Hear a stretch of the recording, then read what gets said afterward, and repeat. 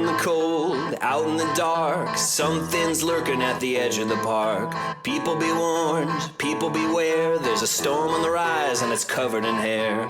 Hear him cry, hear him howl, looking for someone to disembowel. Claws like a hook, eyes like coal, feet so big they're gonna crush your soul. They call him Sasquatch.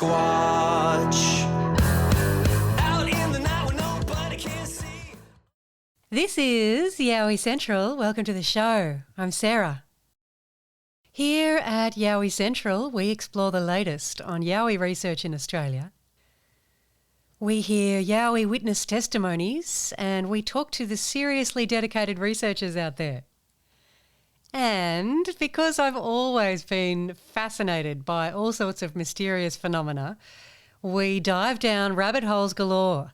Paranormal encounters, UFOs and alien abductions, cryptid creatures, orbs, psychics, and anything else kooky and spooky.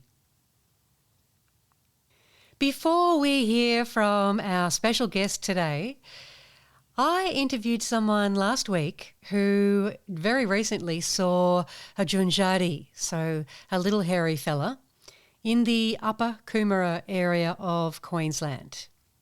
He had reason to believe that a lot of the neighbours in his estate might be encountering this same being or a group of beings. So I thought I'd just put this out there. If you live in that area, in the Upper Coomera area, and you've seen, heard or smelt anything strange, get in touch with Australian Yowie Research. You can contact me for that at sarah@yowiehunters.com.au. Now, my special guest today is Damien Douglas, the host of The Vault podcast and founder of SETEC, which is the study of extraterrestrial encounters and communications. And he also runs the AAC, which is the AustrAlien Community, which includes the Alien Abductees Community Outreach Project. Damien has also had paranormal events happening to him since he was a boy, and he's going to share some downright frightening experiences with us today. If you haven't heard of CE5, just so you know for the upcoming chat, it is the practice of actually attempting communication with alien beings. So here he is. Here's Damien.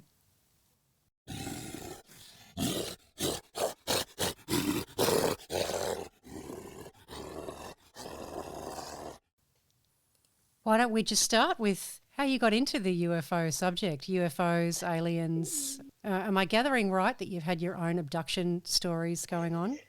It was a lot of early experiences with phenomena in general.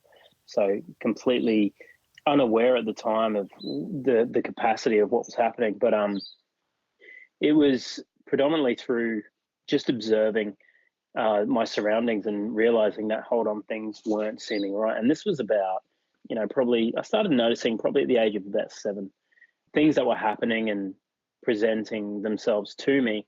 And I knew very, very quickly that I wasn't able to discuss them with everyone, because the kids my age, in the UK, we weren't talking about that stuff. Movies were a big thing. Kids my age they were into Superman and Marvel based characters, but these real world things that were happening, they just didn't seem to have, there was no one to talk to about it. So it didn't quite hit me until in my late teens when I started realizing, oh, hold on, there's something happening. I'm either going to acknowledge it or I'm going to shut it out, because it could be quite scary. And yeah, that's kind of, I guess, in a nutshell, kind of how things kicked off. And I kind of kept my mouth closed for a long time, because every time I bring it up, like, hey, I saw this, and hey, I can hear this, or I can feel this, it just wasn't met with very welcoming narratives. It was always, don't be silly. That's fairly standard response from a lot of parents, I think. So what kind of things were happening to you at that age? What were you noticing?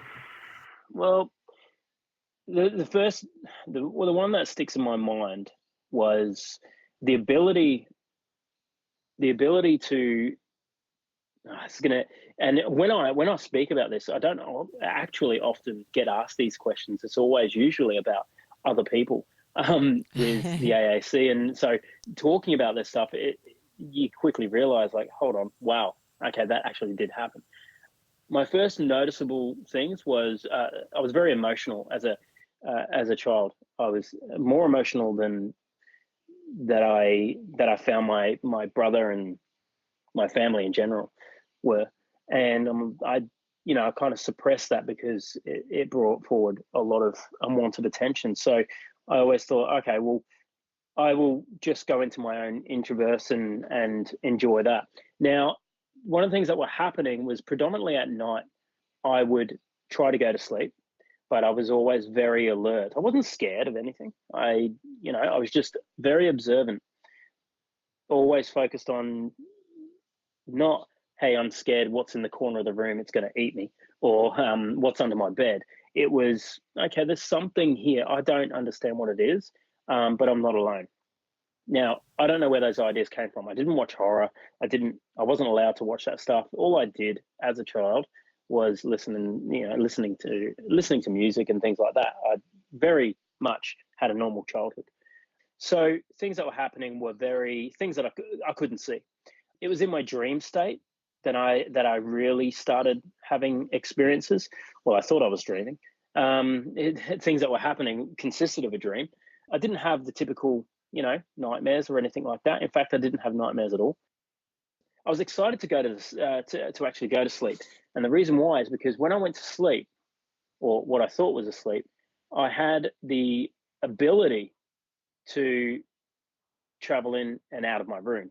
Now that sounds insane. Even like I'm 43 now, and when I say that, I absolutely feel ridiculous saying it. And it's something that I've had to kind of talk about and make sense of it myself. I would think I would be dreaming, but I wouldn't physically be obviously flying. I mean, I wish I could, but in my mind, I was very calm, relaxed, and I was always floating. And this was happening on and off for a long time.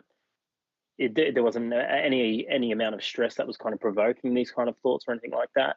It was simply fall asleep, and this is what I felt was happening. It got to the stage where I was confident enough, whilst I was in that dream state, to be traveling out of my room, because whilst I was, weightless and just kind of moving around my room, I would always go to the corners, like I couldn't control where I was going. So very quickly I got control of it, and before I knew it, I was able to kind of get down the stairs. By get down the stairs, I don't mean walk, I mean kind of float. I always saw my hands, always saw my feet. I'd be wearing the same items I was wearing. It didn't feel right. There was no sound. It was always discolored.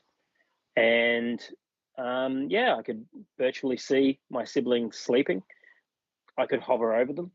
And that was nuts to me. And I put them down over time to dreams until I started telling my mum exactly, things that were happening. Like I would know that my dad would be sleeping in a certain position, or I'd know that they spoke about this, or I would know that he didn't go to bed at all. He'd be downstairs. And this became the norm with me knowing these things. So that was a truth teller. And then the thing that scared the absolute crap out of me, that stopped all activity, was I knew there was something up and I wanted to see more. And I'm like, well, if there's something going on, just can I see something? And I asked for it. I didn't ask for it out loud. I drew it.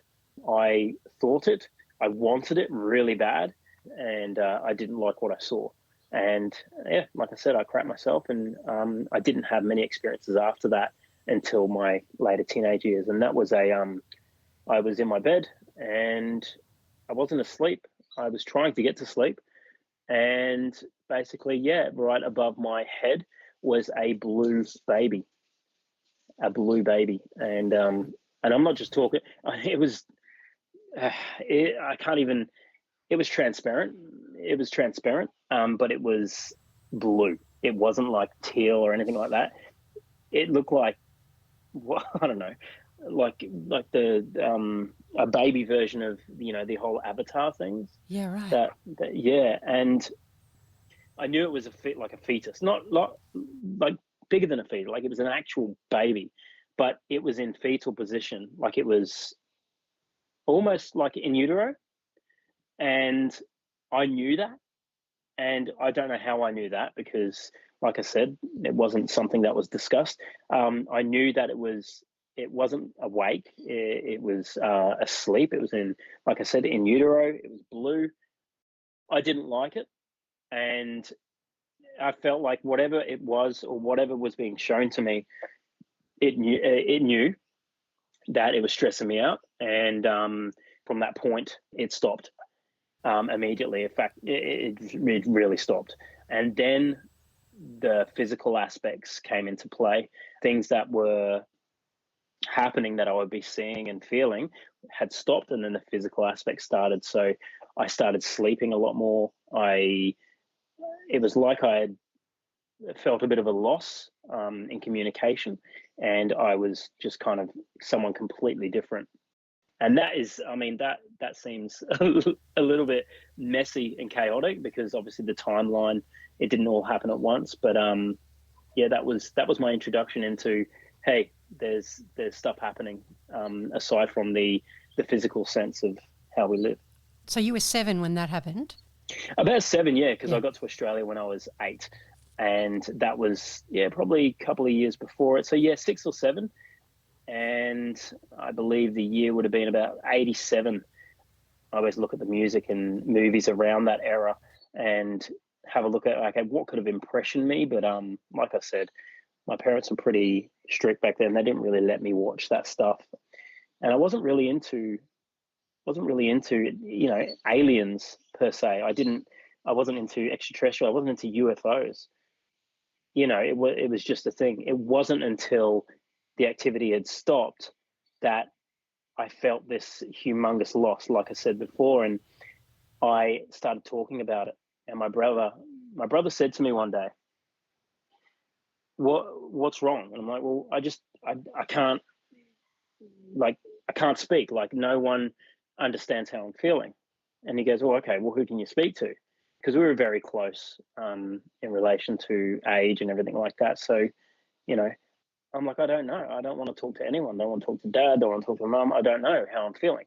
And it was just messy. So he manipulated me, and he hated playing alone. He always wanted to play with, someone. And if he's doing something, everyone else has to. So he tricked me up, and he said to me one day, and it was just so random.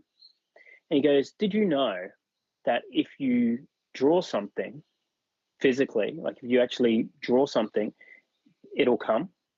And I'm like, what will come? And he goes, I don't know. Like if you draw, it'll come. Whatever you want, it'll come. And it never made sense to me. I'm like, okay. And I was his little brother, so I followed him. I just said, yeah, okay, I'll do it. So I started drawing all these pictures. And that is when reality hit me and went, okay, where am I getting all these visuals from? Why am I drawing this? How do I even know? Is this what an extraterrestrial looks like? All I know is pictures of ET and the movie and everything like that. I don't know anything else. There's no internet. I didn't have books. What is this? So you were just you were drawing pictures of aliens and UFOs and things. I was drawing craft, but it was very. What confused me is that when, by that stage, I think you're probably the first Star Wars came out and everything like that. So I think at some point I would have had an idea of what a spaceship looked like. Kids, we have these imaginations, but I wasn't drawing that. That wasn't what I was drawing. I wasn't interested in Star Wars, to be honest with you. I was legitimately not interested. The only thing I was interested in is Michael Jackson. I just wanted to hear his music, and that was my life. I had no interest in anything else. So for me to be drawing beings that I had never seen before was quite odd. And I remember my brother saying, well, what the hell's that? And I'm like, I don't know. And I just, kept drawing them. And the craft that I was drawing, it wasn't technical. It was literally like a circle, like just circles. And I would put these pictures up on every corner, every part of a wall that was mine that I could do. I would fill it because I had taken on the aspect, okay, if I draw it, they'll come back. If I draw it, they'll come back. If I draw it, I'll come back. And I was obsessed, absolutely obsessed. And it wasn't until I got to Australia that I saw my first, I guess, mainstream alien, because my grandmother had this book. It was called The Unexplained. And I looked in it and there was this alien and I couldn't believe it. I'm like, holy crap, I have been drawing this thing for almost 2 years of my life. And this is what I've been drawing. And I showed my brother, he's like, yeah, that's weird. And yeah, and that's how it all started. And so you said then when you were a teenager, did activity start ramping up then? Or Yeah, it was I was always very sensitive to everything. My mum was as well. And just odd things, mainly odd things, displacement of things, cold spots inside the house, attachment, lots of things flying at me, always toward me. And it still happens now, always toward me. Never, it's never when I'm out of the room or things falling over. It's always toward me. Like, for example, a couple of weeks ago, I was standing in the kitchen. In fact, it was a couple of months ago. It wasn't weeks ago. I was standing in the kitchen and I was talking to my partner. And as I was talking, the side of the microwave, I always try and hide as much as I can beside the microwave. It's just a hidey hole. But this this piece of paper, like crunched up, literally just threw itself from the microwave and hit me in the side. So those types of things always, always kind of have happened. I'd be sitting down and I'd hear lights go off and on, and I'd ask again my partner, oh, "Can you turn that light off?" And I'd realize, hold on, she's not even standing up. Who turned the light on? right. And different things like that have happened. And that continued until I was probably about 27. The paranormal sense. The thing is, when what I've learned through research now, being actively involved in what I'm doing, it's really dependent on energy and kind of where your mindset is. I mean, I was a normal kid. I had to go through, puberty just like everyone else, had to go through, relationships and everything like that. So as you develop, so do the experiences. And unfortunately, my world took a turn when I was about 15. I'd always been unwell with my heart, and nothing kind of prepared me for a family breakdown and the emotional aspect of loss. It was always physical, and so unfortunately the whole family was apart, and that's when things started getting really dark. If I'm feeling good things happen and positive things happen, but if I'm feeling bad, negative things happen. And I put that down to attachment. I put that down to what I'm attracting and whatnot. But I guess the negative aspect of it is that it really does present itself. Like when it happens, it's really obvious. Yeah, I just seem to get it. These things, whether it be energy or spirits or anything, they just attach themselves. It's quite draining. Yes, it would be. And it happens in every house. How do you go about clearing those attachments when you notice that you've got a presence there, a spirit there? You pay someone? No, you don't. Well, you do actually, but luckily I had a mate to do it for me. And so talk you through a bit of, I guess, what happened 4 years ago. I guess negative wise, it probably going through probably the worst part of what I feel was a really hard journey. So the overall feeling in my life was quite low energy, and it was dealing with a lot, especially with children and everything like that, custody battles and things like that. So my partner and I moved into this house, and this is the kind of attachment, and then I'll explain how we got rid of the entity. So what happened was, moved into the house. I mean, it was an old house. We knew what we were getting ourselves into. It was nice and tidy, but it was an older house. It was in Wynnum, Brisbane. And, we moved in there. The back lawn, it was, always a little bit overgrown and everything like that. It was a very tiny house, no air conditioning. Yeah, it was the first house that we moved into as a couple, and we were pretty excited about it. So we had a few pets. We had a dog, a couple of cats, and 2 children. And I would have my daughter 50% of the time. And and that was the feeling around the house. I was studying. I was working full time and studying as well. And my partner was also studying and working and whatnot. Okay, so from there, the attachment started with the overall feeling of the house. We had always seen different things. And for example, the energy was that low in the house that when we'd walk into the house, we would automatically feel tired. We'd want to sleep. We felt very, very just not even relaxed. It was just unmotivated and didn't want to do anything. And we noticed that a lot. And we started talking about it. And that's when things started, acting up. My son started coming into us saying, "Hey, there's a boy with no eyes." And we thought, "Oh, okay, there's a boy with no eyes. That's okay, no worries." I said, "Look, there's no boy with no." That's not creepy at all. No, not creepy at all. I'm all good. And the thoughts that went through my head, but I didn't want him to be as afraid as I was. So I'm like, no, I stamped it out. And I'm like, well, hold on. I can't just say, no, he's not seeing it. So I even set up cameras myself. And I'm like, I've felt this stuff before. I've never seen what he's seen. Like I've seen the blue baby, and who I always call the blue baby, but I've never seen, someone. Anyway, I'm thinking, oh, well, he does watch some YouTube. He's only 4.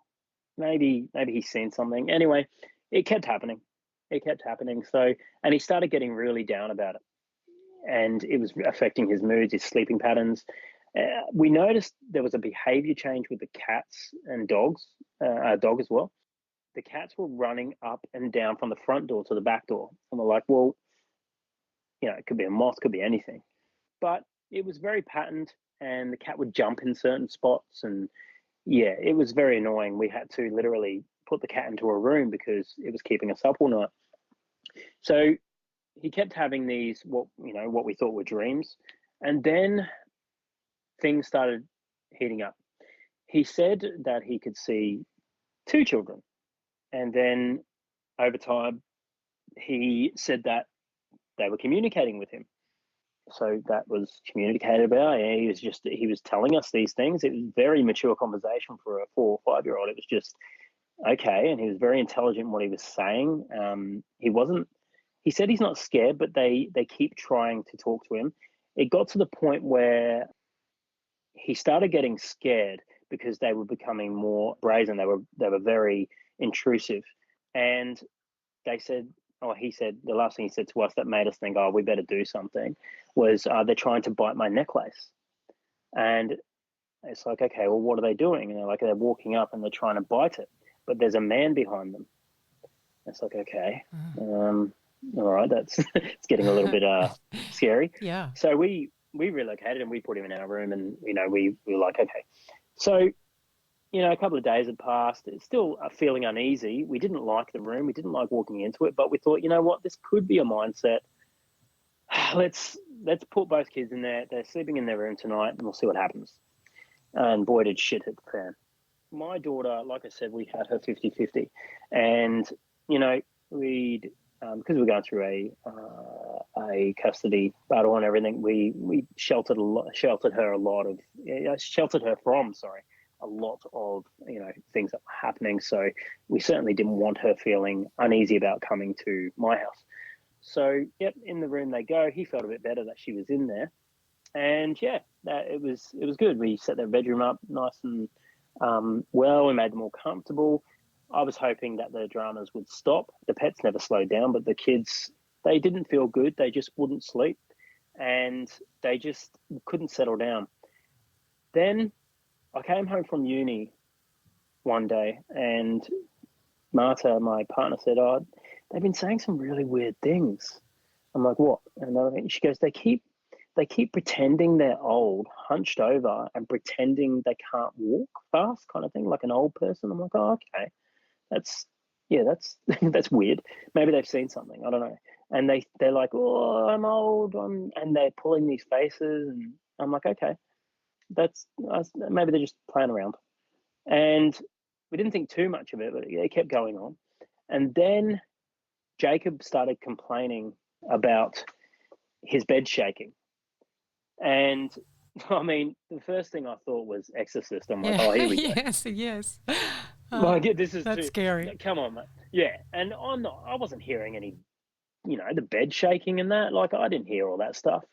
And I'm like, no, Jacob, it's not. I said, it's probably the cat under it, because the cats used to get under the bed, and they were kittens at that stage. So, playing around. And so I put it down to that, and I said, "Look, it's nothing. It's just the cats." And he's like, "There's no cats in here. There's no cats in here." But anyway, we were exhausted by this stage. We're like, "Oh, we just want to sleep."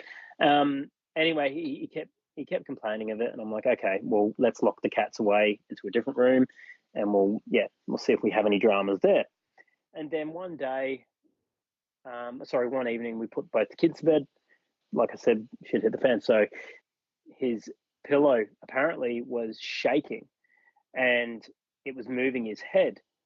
And I didn't quite get the story until he was screaming, and then I heard my daughter, and then went into the room, looked to the right, and my daughter and Jacob were on the right hand side on her bed. And I asked her immediately, because we hadn't spoken about it. I said, "Alba, what has happened?" And she's very honest, and she's like, "The bed was moving, the pillow was shaking." I said, "Did you see it?" And she said, "Yes." Right. I said, "Okay, right." Now she just doesn't doesn't lie. And I'm like, "Okay." I said, "So show me what it was doing." And they showed me, and they showed me the same thing. And I'm like, "Yeah, okay, there's something definitely going on.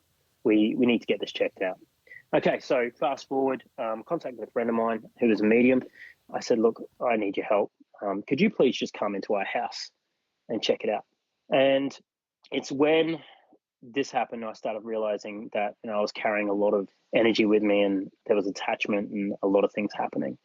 So what had happened was she eventually came 2 days later, and she was talking to me. Up until that point, I was just debriefing her on what we were feeling and all that kind of stuff. She walked into the house, and my initial reaction was to go and say hello. I hadn't seen her for about a year.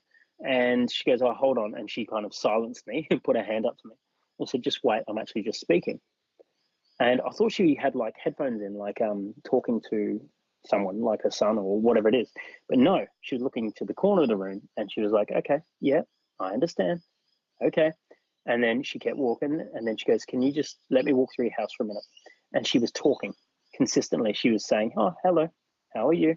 And this just went on and on and on. I'm thinking, she's lost it. She's on some kind of drugs, and I need to get her out of my house. No. And it was polarizing. I just couldn't believe it. And then she goes, "Okay, no worries. I need to talk to my friends now, and I will come back to you." And then she sat us down. She said, "Oh, I see. I see what's going on." I said, "Right. So what are you getting?" She goes, "You have a little girl who was part of a black camp, and the energy in the house is just right for her to pass through. She's passing through next door neighbor's house as well, and they know about it." I said, "Right." I said, "I don't know the neighbors." And she said, "You need to go and introduce yourself." I said, "Okay." And she goes, "Yeah, she's passing through that house into Jacob's bedroom. There is a boy, but we don't know too much about him. The girl is very frustrated because she just wants to play, and Jacob doesn't want to play with her." And I said, okay, no worries. She was an Indigenous girl. And she said, yeah. She goes, but the issue is that your house falls on like a ley line. You are like your door may as well be like a shopping mall. Right. And I said, right. And she goes, you are getting all kinds of things in here. And she goes, it's just, there's a lot. I said, okay. Anyway, she told us that there is one in particular, the one spirit that won't leave, that is very angry. I said, okay. And she goes, yeah, he's attached to the house. He's actually attached to this cupboard. And the energy, like I said, is just right for him to exist and for him to have an impact. And he's impacting the kids negatively. He hates the kids. He hates that you've put the cupboard where it is. And he wants the kids out of that room. He passed away. He died alone. He died alone because of what he's done in life. And she said, and I have told him that he has a choice. He either leaves or I move him. And he told me that he will not be leaving. So she said, so I need to leave that for a minute and just let you know that that's what's happening. Anyway, she said, look, this is what you do. You have these crystals, you put them in the four corners of your home. This is the prayer that we say, the white light prayer. This is what we do to protect our house up until I come back. When I come back, I will move these spirits on. I need backup. And I'm like, wow, okay. Right. Ghostbusters. Like, yeah, I know. And she was very firm with it. She's like, it's okay, you'll be okay. But yeah, she goes, have you been getting feelings that you can't do anything? I said, yeah. I said, I don't. She goes, yeah, they don't want you to touch a thing in this house. They don't want you to move the bed. They don't want you to do anything. And I said, I actually wanted to get rid of that cupboard. And she goes, yeah, I know. She goes, but that doesn't work. That cupboard wants to stay, and it's with its owner. I said, all right, well, okay. And she goes, so here's what I want you to do. I want you to get that cupboard out of your house right now. Put it out on the front lawn, and that is the spirit's opportunity to leave. You've kicked him out of your house, and you want him to leave. She goes, it could intensify, or he could leave. Anyway, so I did that. I put the crystals in the four corners of his room, in Jacob's room. I put crystals in the house. We saged every night. We did protection spells. And while we were doing this, we were feeling ridiculous. We were like, God, what is wrong with us? Look what we're doing. So climactically, we anticipated the 2 days later that she'd return. She did bring back up. She brought a few materials, and she brought a particular person who was Indigenous. And they started with walking through the house. They politely asked everyone who doesn't need to be here to leave. And they weren't talking to me. We were just sitting in the lounge. We were just waiting. And in this time, my son had fallen asleep, and he was on the lounge. My daughter was not with us for that weekend, thankfully. And our son was asleep on the lounge.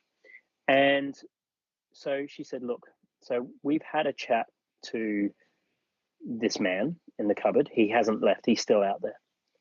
I said, right. And she goes, he's refusing. So we are now going to get rid of him. But that's what we're doing. They were out there for ages. It's like they were negotiating. They weren't yelling, they were just looking and listening. And then they made not a bargain, like more of an ultimatum. If you don't leave, we will remove you, and you won't be going where you want to go. And he left. And I didn't understand how it looked, and I didn't quite understand what was happening. I really had to kind of speculate what was happening. So what I had done was I wanted to show my mum what was happening, because she was very spiritual. So I took a photo, and I took a photo of out of the louvers. So it was like a glass louver. And I took the photo, and it had my reflection in it as well. But it wasn't until about a month later I looked back at those photos and I saw what I saw, which, oh my God, it was horrible. The old man was actually slouched over my shoulder. He was absolutely grotesque, skeleton-like. It was like it looked like a horror. He was absolutely ugly. He was an ugly person, ugly spirit. And I could see from looking at the photo that now I understand why we have been feeling the way we have been. So that really, that really sent shockwaves up to us. Now, fair enough. That was happening, and we didn't really know the extent of it. He was obviously bringing the levels down and feeding on whatever energy I was giving it. So I was very aware of that, and still am. After he had moved on, they came into the house and they said, "Look, now we have to talk to the little girl," and they had to sing her song. They learned that it was a rainbow song about her Indigenous people. She was from a local tribe. She was sold into a white family, and that is where she died. The conditions and where she died, we don't know. But she was approximately about just 2 years older than Jacob. They had performed a song for her particular tribe. She taught them it, they sang it, and then she left. Now, as she left, the moments around that, it was actually quite terrifying. Because she had such a large energy pull, she went into the cubby house. We had a cubby house at the back. So they went down with her and they were talking with her and they were going back and they were back and forth from the house and constantly learning and singing her song, hearing her story first. Apparently the story was quite in depth. She couldn't find her tribe. So they had to talk her through it and how to get there. And they finally figured out the song and they sang it to her and off she went. Now, like I said, as this was happening, we did feel things get lighter. And then my partner and I actually started tearing up. Now, we didn't know the story. We knew nothing. We just felt a bit of a loss. And we're like, what's going on? Why am I feeling like this? This is weird. Jacob's still sleeping on the lounge. Anyway, they started looking up. It's like they were waving at something like, okay, time to go. We felt a release and they came up the stairs. They were both crying. That was quite beautiful. Okay, so with that being released, there was a lot of emotion inside the house. No loudness, no anything. It was just a lot of emotion, and they explained to us what happened. And so then the person that she brought, she said, "Look, can you give me a second? I need to go and check something." And she went downstairs, and she was downstairs for almost half an hour. And I'm like, what is she doing? She was out with the cupboard. The guy had come back. Right. Yeah. Wow. She come back. Yeah, I know. She come back. She goes, "He's back. He won't leave." So she said, "I'm going to have to help her."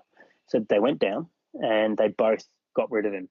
Now, whilst they were doing that, Jacob was on the lounge and he started coming to, but he wasn't coming to like I'm waking up from a nap. It was talking. No. And he was saying the word no. And then his hand started gripping the lounge. And this wasn't like a leather lounge or anything. It was like a cotton lounge, like a retro lounge. He started gripping it and he was in the lounge room like he was being kind of told to go, but he didn't want to go. So he's like, "No, I don't want to go. I don't want to go." And he was gripping the lounge and it's like his lower torso was being pulled. And he was sliding off the lounge. Oh my gosh. And he was like, it's exactly like if you have the image inside your head, like you think of the worst situation, this kid's like paranormal activity type of stuff, gripping the lounge and being kind of shoved from this lounge. It wasn't violent shoving, it was gradual. Like he was floating, like he was being pulled off really slowly. He was like, "I don't want to go. I don't want to go." Then he started crying, eyes not open. Said, "I don't want to go. I don't want to go." And he started gripping the lounge and everything like that. And then once his virtually his whole body was off, his arms, we had picked him up, but he was not letting go of the lounge. It was like, it was weird to the point where it was really upsetting. And I thought to myself, do I wake him? Does he know what he's doing? And he wouldn't let go of the lounge, and then eventually just kind of picked his hands up and he just stopped and then just went back to sleep. Now he did this, we weren't trying to move him initially, he was just doing this. he was just on the lounge and suddenly he started, moving this way.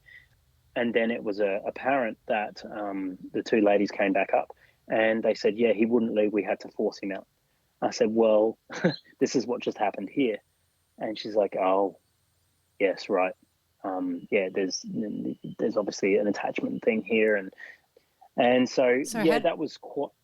Yep. Sorry to interrupt you. So had this spirit, the old man, tried to attach itself to your boy? Well, it couldn't attach himself to me anymore because I'd wisened up to what was going on and I got rid of the cupboard. I would dare say Jacob and him formed some kind of bond. He didn't mean Jacob any harm. He just hated the kids in general. But obviously Jacob was a bit of a, I guess he was just there. And he'd obviously attached himself to Jacob. When he was being moved on, clearly Jacob felt that. A very scary moment. It was like a possession. It was absolutely mortifying. That's a horror movie. That's just like a horror movie when it's your own child as well. Oh my God. He always sees things.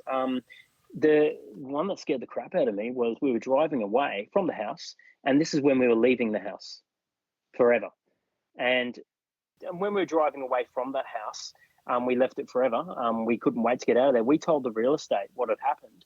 And I asked them, I said, can you please tell me if you have had problems in this house? And they said, no, nothing. And it's like, okay, well, nothing adds up. You can't just go from having all this activity. But they actually let us out of the lease. They actually freely let us go because of... Now, you've got to understand that during this, there were things happening that, that were quite life-threatening. My son was standing at the top of the stairs. He didn't fall. He was launched from the top of the stairs. I was down in the backyard. I had run and I grabbed him by his leg. It was a 12-foot drop and grabbed him by his leg. And his mum came running out because I was like, he's going to hit the ground. I just got him in time. His neck just hit the ground. Things like that. My partner would be doing the washing and something would pull her hair.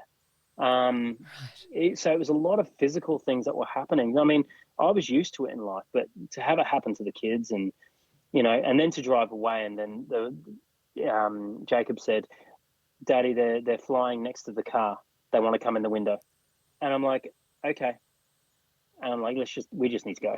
Yeah. It's, we've never had an incident since. I reckon the real estate agent would have known about the house for sure. Well, I think there was definitely something that made the situation worse. I mean, Marta, my partner, she said that she walked into the dining room and she saw a dead girl on the floor and she was very dead, eyes open, but clearly dead. And it was very vivid and then it just disappeared. I think something had happened in that house many, many years ago. It was the oldest house on the street. It was on Stewart Parade in Manly. And there was a lot of black camps there back in the day. So there was a lot of lots of racism, lots of, I guess, if kids are being bought and sold into families and God knows what happened. So I would dare say that the area had a sense of history and we just happened to cop it. So, but like I said, there's always things that kind of have followed me, but not as negative as that. And yes, that was kind of something that spurred research for me. And obviously, as time progressed, I wanted to get back to my roots and I was having lots of feelings about, not just astronomy, like, always was fascinated with what's in the sky and everything. I mean, what kid isn't? But I didn't decide to take it seriously until about 3 years ago. And that's when I started the AAC. I wanted to bring forth SETEC and AAC together, AAC being the community, the AustrAlien Community, and SETEC, which is the study of extraterrestrial encounters and communications. Now, I focus on the effects that it has on, the phenomena has on the experiencer, the mental health aspect. And the reason why is because the kids that go through this stuff, very much similar to me, they're alone until they find the confidence to tell someone. But even people my age now, 43, I know people that are 70 that are going through, they've been having visitations from extraterrestrial life or spirits, whatever it be, for many years.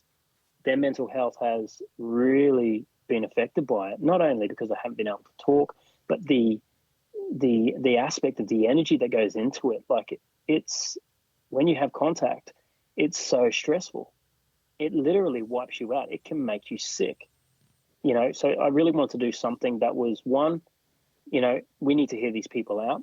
Two, we need to at least give them some ideas on how they can properly protect themselves, but also have a say in what's happening.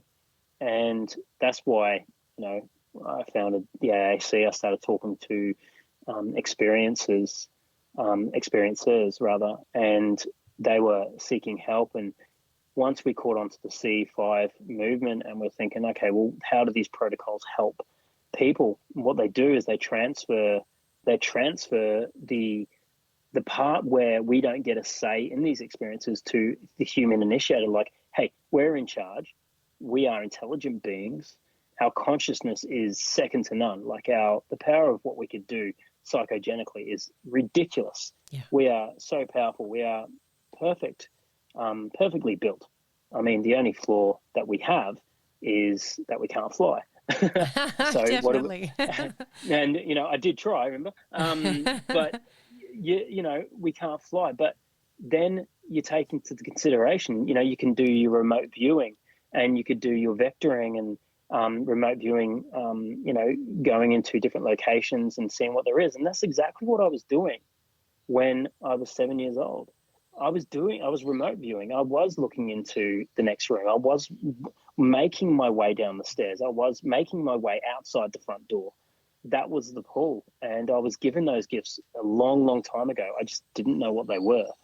And, CE5, the way the protocols were set up, it really made sense to me. It used a language that I myself could understand, but then I realized that there was a few aspects of C5 that was very uncharted. There wasn't much protection around it, security. Stephen Greer did a really good thing with what he has done for the CE5 movement, but he failed to address the mental health aspect of extraterrestrial communication. For sure. And the protection that is needed in order to go into this. You can't, the experiences that I have had in the last 3 years with extraterrestrial activity, for me, it is profound. Like I have never seen so much evidence and community come together in order to research this type of phenomena. I am completely convinced. However, there's still a lot of work to do, and it does come at a cost, like I said, mental health wise, and even financially. I've injected quite a lot of money into these groups, and now with podcasts and even getting out there and trying to get the experiences story to get out there and into other people's on Spotify or whatever. It's just, it costs me, like yourself, you would understand. It's time. And I guess, now at a point where we're starting to collect so much data, we have so much that we have, like footage. The footage, I've had to purchase multiple drop boxes to cater for the capacity of how many sightings are sent through. It is phenomenal. And these sightings, these videos, I have only touched maybe 20% of what I'm sent.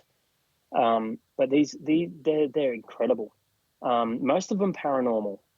Most of them are actual paranormal activity, which is being, I guess, mistaken for extraterrestrial contact. Okay. And then a lot of them, 70% of them, are simply stars and shooting stars and military craft and everything like that. But that whatever's left, 15 to 20%, it's hardcore, and it blows my mind.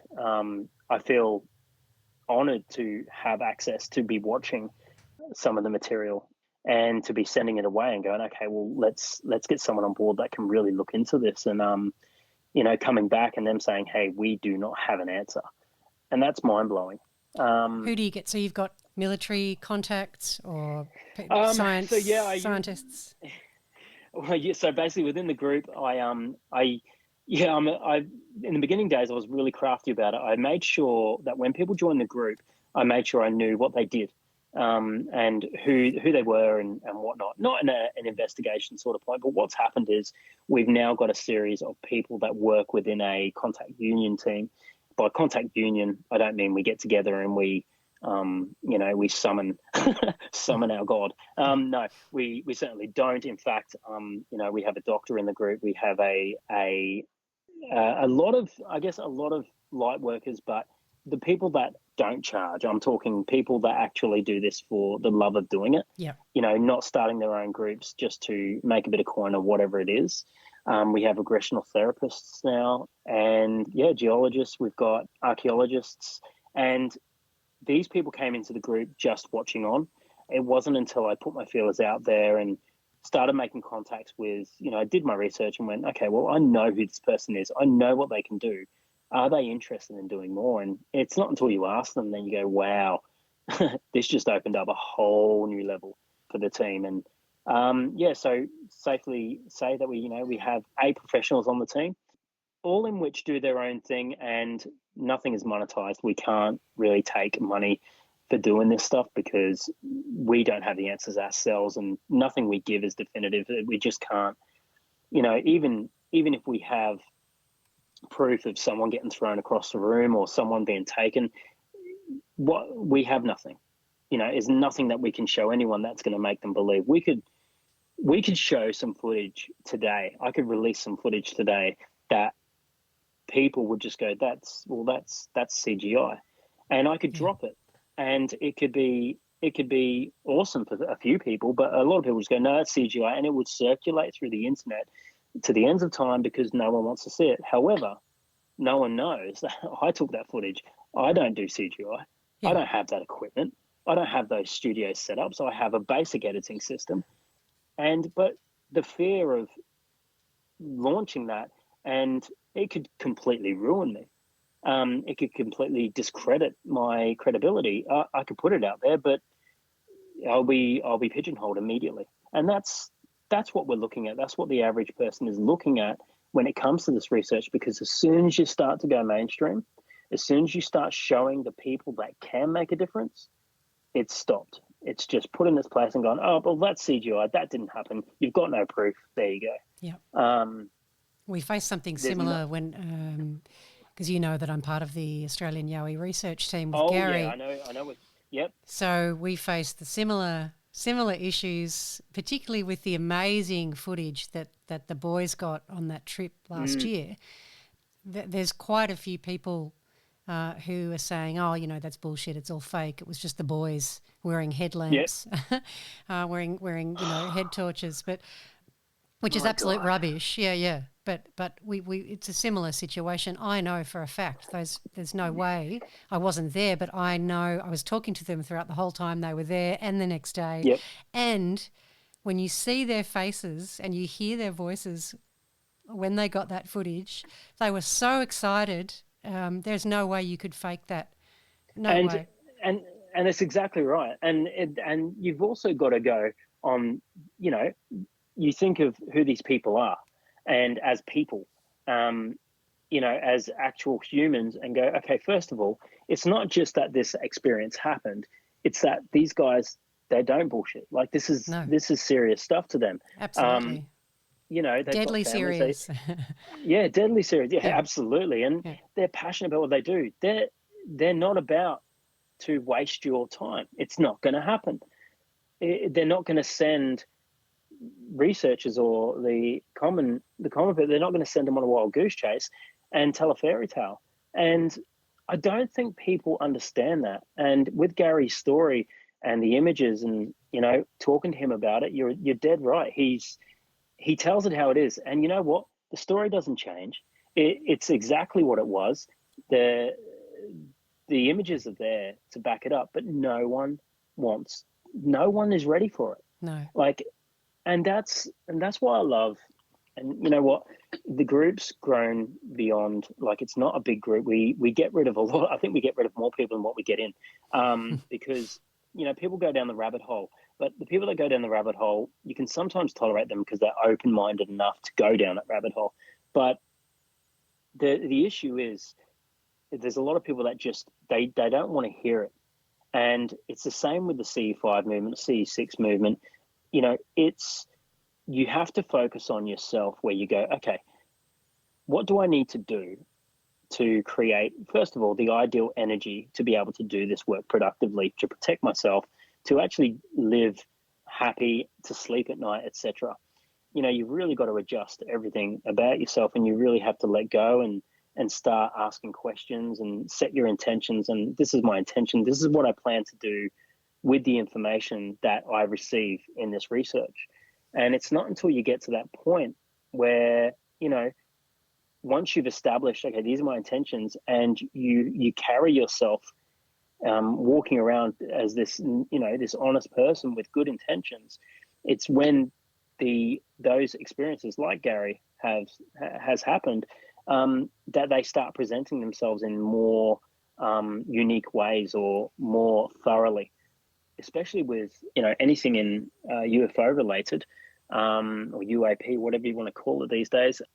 Usually, if I don't set an intention, or if I don't go in going, hey, this is exactly what I want from this, it's a very selfish thing. This is exactly what I want, because what my intentions are to do with this information is to do this.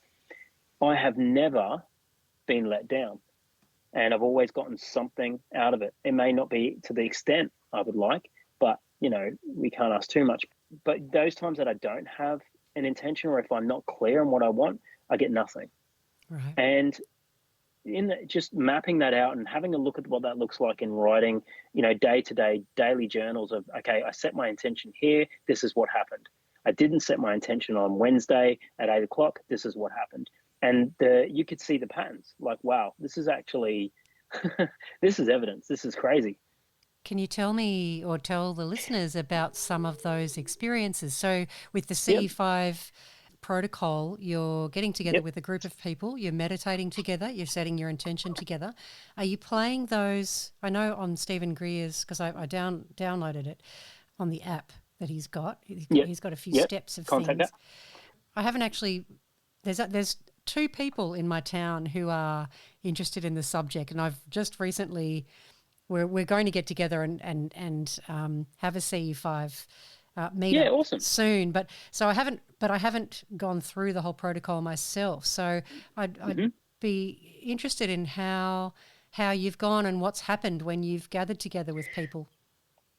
Well, with the CE5 aspect, you've got to expect a lot of nothing, because up until you start relaxing and just kind of knowing or understanding that you're not really in control, that's when things start happening with CE5. So anyone that's going into CE5, what you could prepare for is you're going to feel awkward the first couple of times. The tones can be very polarizing. The meditation, the synchronicity with talking and listening and the meditation, you've almost got to get to a point where it's just you, it's just your mind, and then there's nothing. And your only intention is to simply say hello, or, hey, I'm here, I'm listening. If you want to communicate, you can. And there's a whole lot of that happening. Now, some people can just get in there, and because they've maybe developed consciously on a level that is profoundly better or higher, some people just get in there and just they get something immediately, and I've seen it happen. Myself, it took a couple of weeks, so I practiced the protocols. You go into the app and you do use Stephen Greer's stuff. He set it up wonderfully. Has it evolved? Yes, it's evolved now. Because it's become more individualized. Now, Stephen Greer said he didn't release the app, he didn't release the tones and all this kind of stuff so people could simply use it over and over and over again. What it was to start it, get people on track to feeling good about doing something like that, and then creating their own protocols. So every CE5 group will do something different. You've got a CE5 group in the UK that uses instruments. You've got one in Texas that use like throat chakras and everything. You know, everyone's different in the way that they communicate. So for me, it was about meditation. It was about silencing everything, learning to breathe, and then projecting, understanding what the sky looks like, understanding what my surroundings look like, closing your eyes, and simply navigating in a relaxing sense, whether that means music or tones or anything like that, just navigating, like even pretending that you're walking around the streets and walking around the block, walking downstairs. And then once you're comfortable in doing it and it doesn't feel so awkward, you know, you're monitoring your breathing, then you start projecting yourself, and you start looking at the universe in a different way. You look at the moon, for example, as a location, not as the moon. So you map your location to the moon, and you do it, and you simply go, okay, cool, I'm going to pretend that I'm traveling to the moon.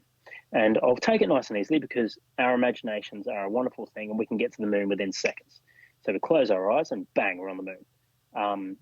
You know, so we need to slow that down, and we need to be able to go, okay, I want to go to the moon, but I need to map it out. What's it going to look like? Okay, so I'm going to float above the houses. The eyes are closed. I'm going to look down. This is what it's probably going to look like, the streets in detail, et cetera, et cetera. Okay, I'm now going to hit the cloud line. I'm going to hit, you know, it's going to feel cold. It's going to feel icy cold. You know, what does the weather look like today? Taking that into consideration, and then slowly going up, and eventually within 20 minutes, you're on the moon. And you've got to keep that train of thought. Now, what you've just done in that process of doing that is navigate from your house to the moon. And that's all you've done. However, that conscious thought has the energy to power 1,000 vehicles. That's good energy. It's on a level that a lot of people can't do. And you haven't done anything. You haven't moved. All you're doing is opening your mind up to be able to travel in such a way and accept the fact that, okay, this is how I can project myself to the moon. I can't physically be there, but I can in an energy sense. So just like light would be shined onto a building, you're shining onto the moon. And that's how you've kind of got to visualize it. Now, once I started figuring that out, you go a little bit further. You get a little bit blazing. You get a little bit cocky. You start going to, you know, Seven Sisters. You even start going to Mars. If you know your locations in the sky, and if you look at them and go, okay, that's where Speaker is, or that's where the Star Speaker is, or Booties, or that's where Orion's Belt is. I know exactly how to get from the moon to Orion's Belt. And that's the kind of mindset you need to try and get yourself into. And it all builds up. And that is a part of the meditation. Now, while you're doing this, you're just listening to the tones, you're taking in the scenery, and you're just accepting what's happening and what you're feeling. Now, setting your intentions during that, you've got to be careful that you don't set them, hey, I want to meet aliens. And, you know, I mean, it would be a beautiful thing, but it doesn't work like that. It's got to be, well, in fact, I can't tell anyone what it's got to be. It's got to be for you. My one was always, I want to link information to people on Earth. And anything you want to show me or tell me, I will do my best to get it out there. And that has led to some really good experiences. So CE5 experience, you know, that's how we started out as a group. We did that with the CE5 mod team, the Australian mod team, and then my admin, who, you know, we all worked together and we started doing these meditations remotely. We got Melbourne, Sydney, we had one in Texas, we had myself in Brisbane, and we started doing these meditations in our own home. But then we started, you know, remote viewing and also vectoring our locations from our standing point and and then vectoring to a specific location in the sky, in the star system, towards a certain star, etc. And all our energy would be drawn there. So you don't literally have to be in a group to do it. However, when you are in a group, yes, it can be a beautiful thing, especially if you have the space to be able to do it. But given COVID and everything like that, we've been really restricted, so we've had to do that. So once you get your vectoring down, you start doing your navigation, and then you can start really setting your intention to, you know, I would like a sign. I want to communicate. I'm here. If you have anything to show me, I'd love to see it. And it's a beautiful feeling trying until it happens. Because when it happens, you panic. And I don't care what anyone says, you panic. And I'm telling you, I panicked the first time. And it blew my mind. What happened? And it was just bright. And my partner saw it as well. And we both shit ourselves. And it was bright, and then it was nothing. And it was like, well, what was that? What was that? Was that something? I don't know. What is that something? No, it was and then you start second guessing yourself, because your life up until that point, it's been asking questions. You know, God forbid that anything you feel is validated. You know, it's not. It's a place of Hollywood. How could there be UFOs? There's not UFOs. And you start to go through all this turmoil within yourself, because you just cannot believe what you've seen. So our experience of CE5 was cemented when we started asking to see things, and we would see them. Asking for specific colors, and that's exactly what I would get. Asking for movement, and that's exactly what I was getting. Asking for a particular location to light up or to power up, whether it be a craft powering up, that's exactly what I would get. And it got to that level of, you know, okay, this is happening on point. This is getting to a point where I'm asking for something to be done. It's happening. The only thing that's not happening is I am not seeing it up in close range. So this is all happening up in the sky, distant. Up in the sky and distant, but also getting closer. It hit a peak where it was that close that we were seeing things inside the house. So we had done a lot of vectoring, a lot of remote viewing, a lot of meditation. I was living and breathing it. I was in lockdown. I lived and breathed extraterrestrial life. I was obsessed, like to the point where I was coordinating groups, and it was just happening. I was living and breathing it. It wasn't until then that I started becoming frustrated, and my experiences, I felt let down. I became very selfish, and because I was getting these, on cue, what happened is I was so focused on other people and what they were doing that I'd stop expecting things for myself. But I was after something different. What my intentions were, I felt were not being met. Like I was like, no, I want specific things to happen now. Like I don't want to see little lights and this. It could be radar. Sorry, it could be satellites. It could be anything. I want to know something profound. I want to see something profound, and I want to feel it. It wasn't until my partner asked me one day, you know, what is it that you want? You're never happy with this. What is it that you want? I said, well, all I want to do is be a link for people. And I said it out loud. I mean, I'd said it in my head a million times, but I said it out loud. I said, I want to be a link. I think I even hit the chair next to me. Like, I'm sick of this crap. I want to be a link. Like, if this is actually happening, I need more, because at this stage, I'm about to stop. I've had enough, because I was so emotionally drained, and it was pathetic. I was actually cracking the shits with aliens. How ridiculous is that? Like, I was a spoiled brat. I want contact right now, and I wasn't saying it like that, but that's what I was feeling, and I'm man enough to admit it. I was getting really frustrated, so I said it out loud. I was really disappointed. I was fed up, and I said, if I don't get it, that's it. I'm done, because I can't continue like this. I'm doing so much work, and I know that's selfish, but they either want my help or they don't.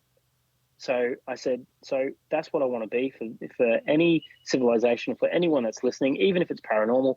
I would love to be able to do more, but right now I'm not getting anything. I don't know what to do. I'm just going to keep doing what I'm doing, but it's going to fizzle out. So I said, what I'll do is I'll go out at 7:00 every night, and I'll develop a routine. And so I went out at 7:00 every night, and I projected myself. I did not get a thing. I was so upset.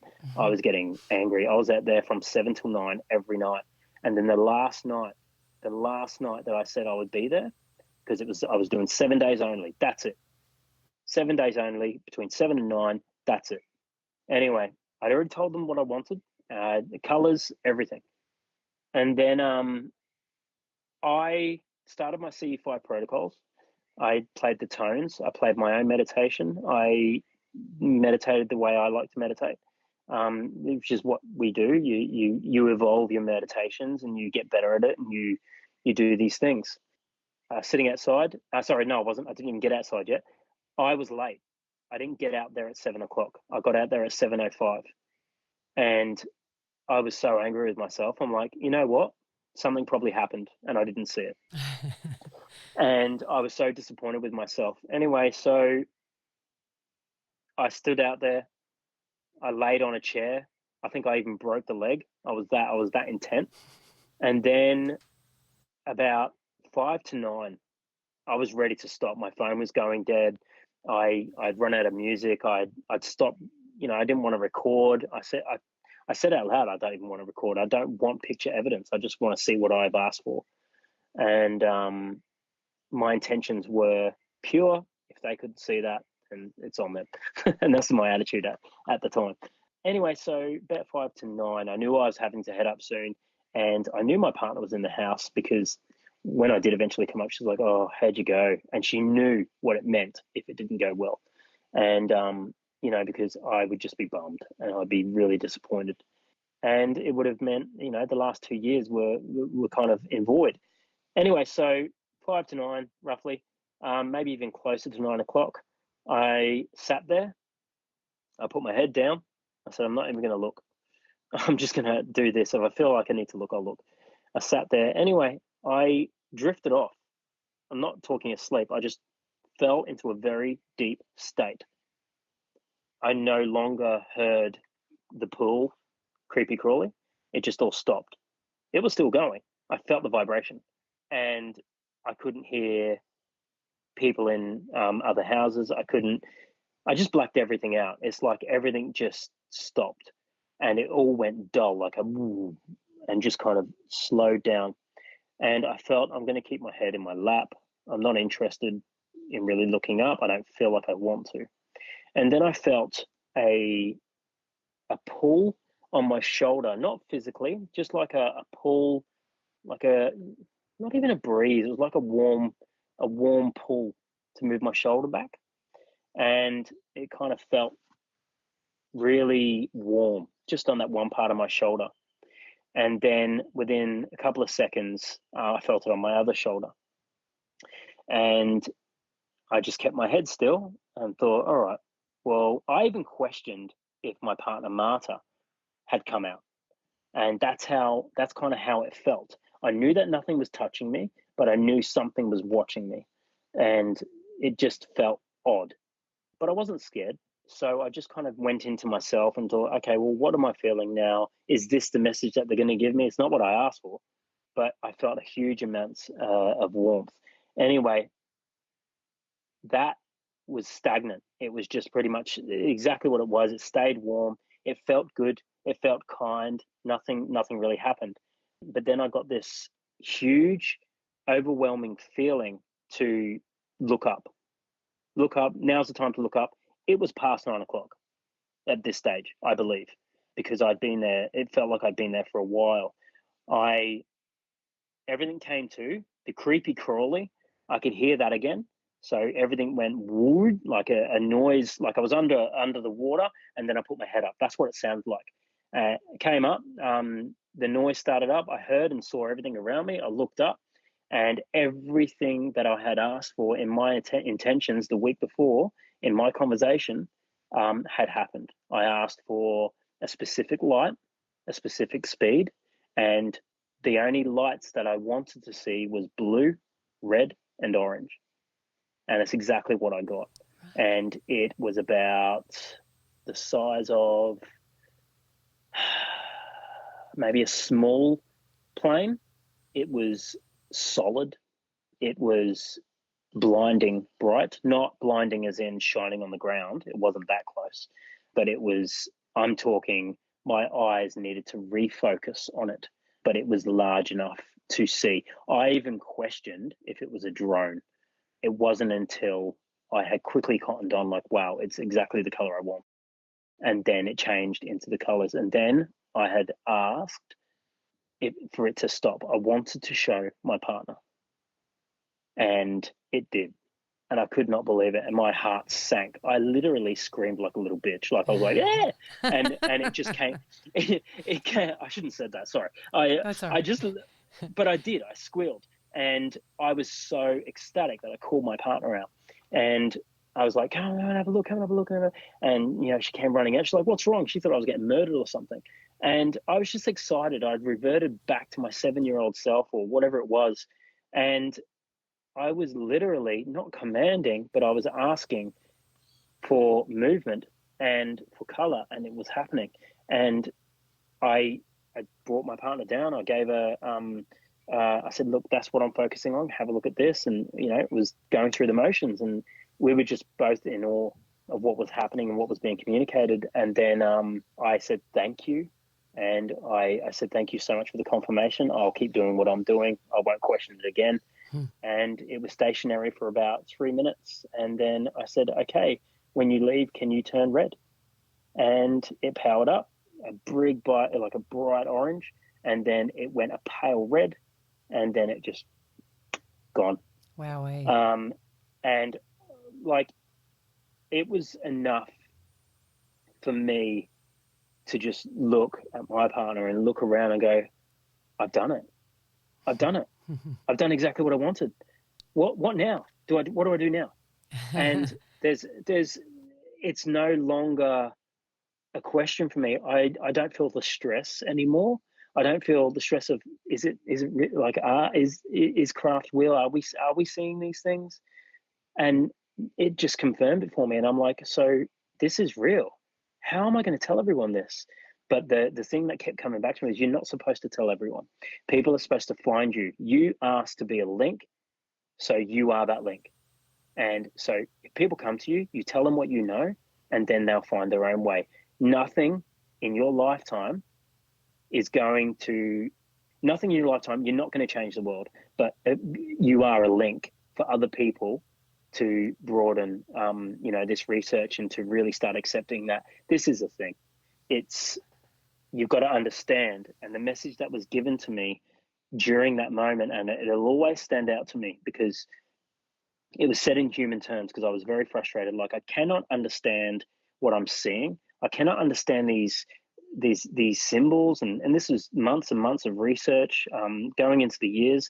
I was seeing things in bushes. My partner was seeing things.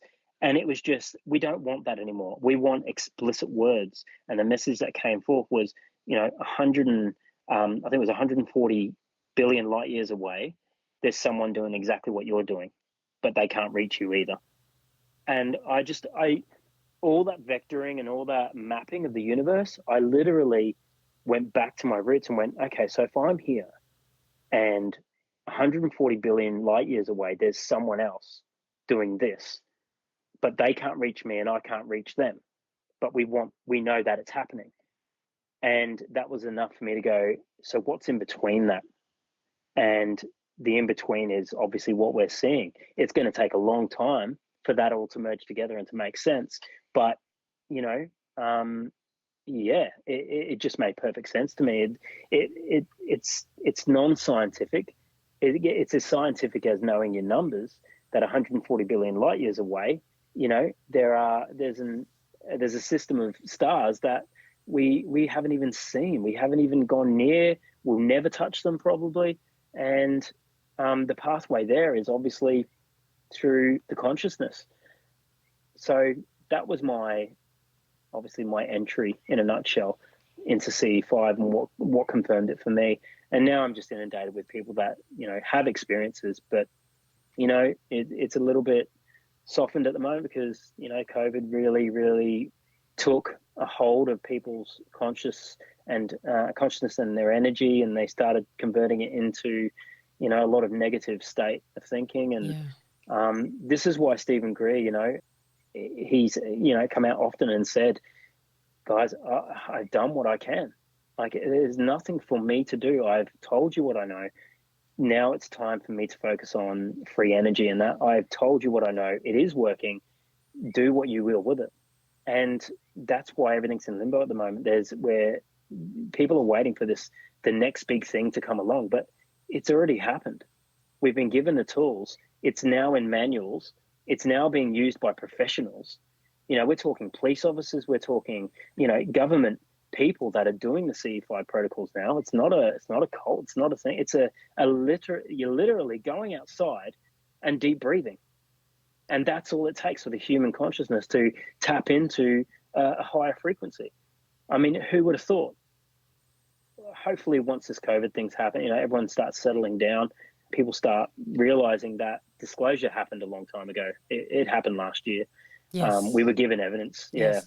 Yeah. Well, the United States evidence. government has admitted and released or declassified certain files. So They did. Yeah. Yeah. And they told it. We still won't listen. No. we still won't listen. So many people kind of ignored that, didn't they? It's like, oh, yeah, we're too busy focused on COVID. It absolutely blows my mind. And it's like, you know what? It's okay. You don't have to do what, like yourself, Sarah, like what you're doing. You're proactively there. You're in the research. We're not asking everyone to do that. We're not asking people to drop their lives. We're simply saying, hey, you've just been told that there is an advanced civilization or there's free energy. Either way, it doesn't matter whether it's free energy or anti-gravity, whatever it may be, any type of propulsion system, that has changed the face of the planet. Are you not interested? Yes. Is there something that you do you not care? Is it because it won't affect you for the rest of your life? Do you care? Yeah. I think it's probably more it's too big to contemplate, and we've Hollywoodized the whole subject of aliens and UFOs, and so we've made it so Hollywood and so scary movie stuff that we're all terrified. So we'd rather not think about it. It's a little bit like the Bigfoot Yowie situation, as well as the paranormal field as well. Yeah, we've created movies that depict these things in such horrific, scary terms that you most people, the average person, can't think about that without thinking, oh, that's so scary, it's got to be make-believe. I don't really even want to think about it being real. Well, that's a good point. And, I mean, look, you've got to be able to tell fact from fiction. I guess, obviously, the movie market is very saturated, but you look at Steven Spielberg and James Cameron and everything like that, like they have been telling us about this since the 80s. There's a lot of conspiracy that says, conspiracists that say, oh, well, it's just Hollywood's way of fluffing over. I don't think so. I think that we as humans, we're very creative. We do have imaginations. It's a powerful thing. And, currency, it doesn't matter whether you're extraterrestrial, it doesn't matter if you're a Yowie, currency. We operate in the way that, makes us work and run and all that kind of stuff. So movies, it's a moneymaker, and we got creative and we create horror and we do this and we want to scare and we want to go through all these emotions in movies, and there's no conspiracy in that. However, up until the last decade, there's been a huge emphasis on when movies are created, they have a narrative that is very, I don't know, it's always making the extraterrestrials the antagonists. It's only over the last 10 years that the tables have turned and the humans are the pieces of crap that are doing the wrong thing, whether it be, ruining the world. And movies like Prometheus and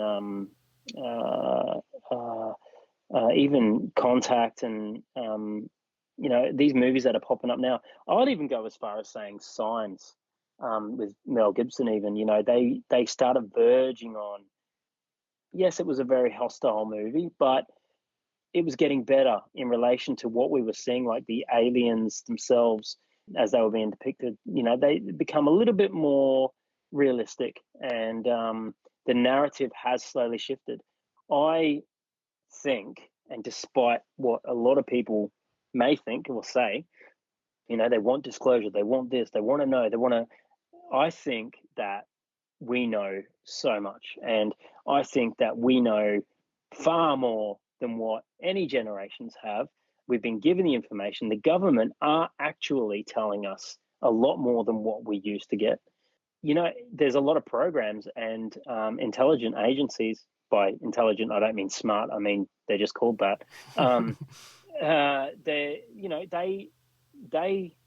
They're an entity by themselves. The government, the people in power, let's talk, our Australian Prime Minister, Scott Morrison, he doesn't know anything. They're not, just because they're in charge of a position, they're in a position of being in charge, rather, doesn't mean to say they know everything. We're all bosses in some sense. We're all in charge of something and we do something, and whether that be running the house or whether that be at home or whether that be, at a job, we're all doing something to earn money, whether it be the president or, American president or Russian president, it doesn't matter. They're just doing their job, and they're doing it. They're following procedures and policies and guidelines that they're down to a T, and they know their job. They're getting paid well to do it, etc. Their job is not to seek out extraterrestrial life and make contact. That's not their job. And a lot of people that want disclosure and, that have completely missed it, they're expecting these people to give them all these answers, and they're demanding. It's like, well, hold on. This is not their job. This is not their job. Their job is to run the world. Their job is to run things so that there is not, there's no systematic errors in the way that we're running as a civilization that can be organized and structured. So these answers that people are expecting, obviously they're going to fearmonger. Okay, well, they're holding answers from us when really they don't know anything. Yeah. There's a handful of people that do. So we go to the movies and we start pulling them apart. This is why I called the Australian community the AustrAlien Community. I got so sick and tired of people depicting and making the aliens the antagonists. And I actually had a conversation with someone who was on Stephen Greer's security team 2 years ago. Well, no, it was close to 3 years now, when I just started out. And he asked me, he said, dude, what are you doing? And I'm like, what? And he goes, you called your CE5 group. Now, at that stage, we were just a CE5 group. I had 30 members. And he said, I'm happy to talk to you, mate, but you need to change your name. I said, what? Why? He goes, alien, Australian. No, you can't call them that. I'm like, can't call them what? He goes, you can't call aliens aliens. I said, you can't call aliens aliens. Yeah, you can't call aliens. Okay. I said, have a listen to you, mate. Like, have a listen to yourself.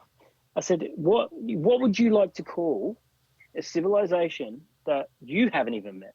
What would you like to call them? Oh, just call them, like extraterrestrial. I said, well, what if they don't like that name?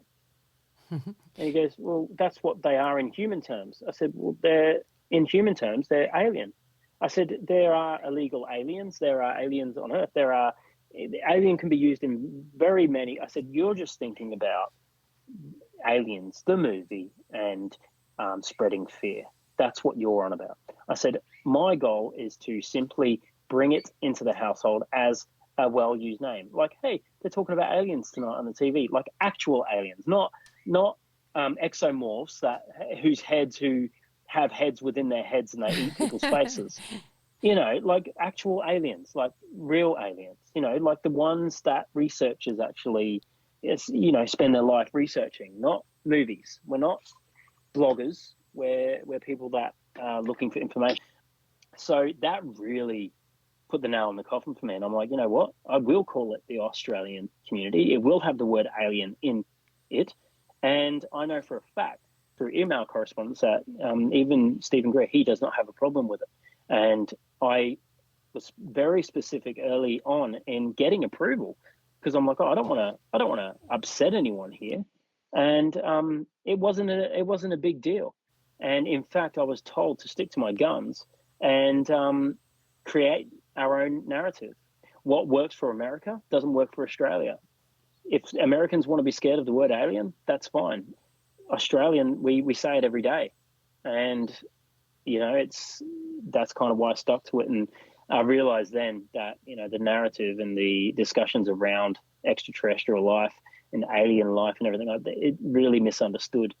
So do you But think they're all benevolent, or have we got some malevolent visitors as well? Because I ask you that because I know people talk about abduction experiences as some being terrifying and others not, and I've heard that sometimes it's for their own nefarious purposes and sometimes it's not. So what's your take on that? We could kind of summarize benevolent and malevolent and go into that discussion about what's right and wrong and how to deal with things. But I mean, we're human. Look what we do to our own kind. But look what we also do to our furry friends, our dogs and cats and rabbits and all the things that we've done over 200 years in Australia, whether it be slaughtering. I know that's going way off topic, but at the end of the day, malevolent, benevolent, we're an intelligent species. We're incredibly, whoever thought that we were going to encounter anything that has no malice or that doesn't have emotion is, or that is subjectively operating is terribly, I guess, I don't know, maybe they're just so far up themselves that they haven't really looked at how life works. So, biochemistry of it all, it's basically, there's no chance in hell that you are always going to encounter a happy dog. There's no chance in hell that you're always going to encounter a happy human. There's no, and the list goes on. And you can go through every single species on Earth. You're always going to have a sense of kindness, and there's going to be ones that are a little bit more angry. In my research, I have had lots of positive experiences, and there is only one negative experience that I can speak of for myself, but I know that there are other people that have had negative experiences. Negative experiences, experience for me was performing what I thought would have been quite fun, going through the CE6 operations, and that was facilitated by not a researcher, just an experiencer who started the CE6 movement per se, and his name is Mark Sims.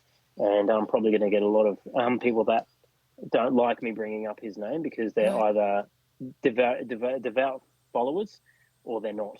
But he made a mistake 2 years ago.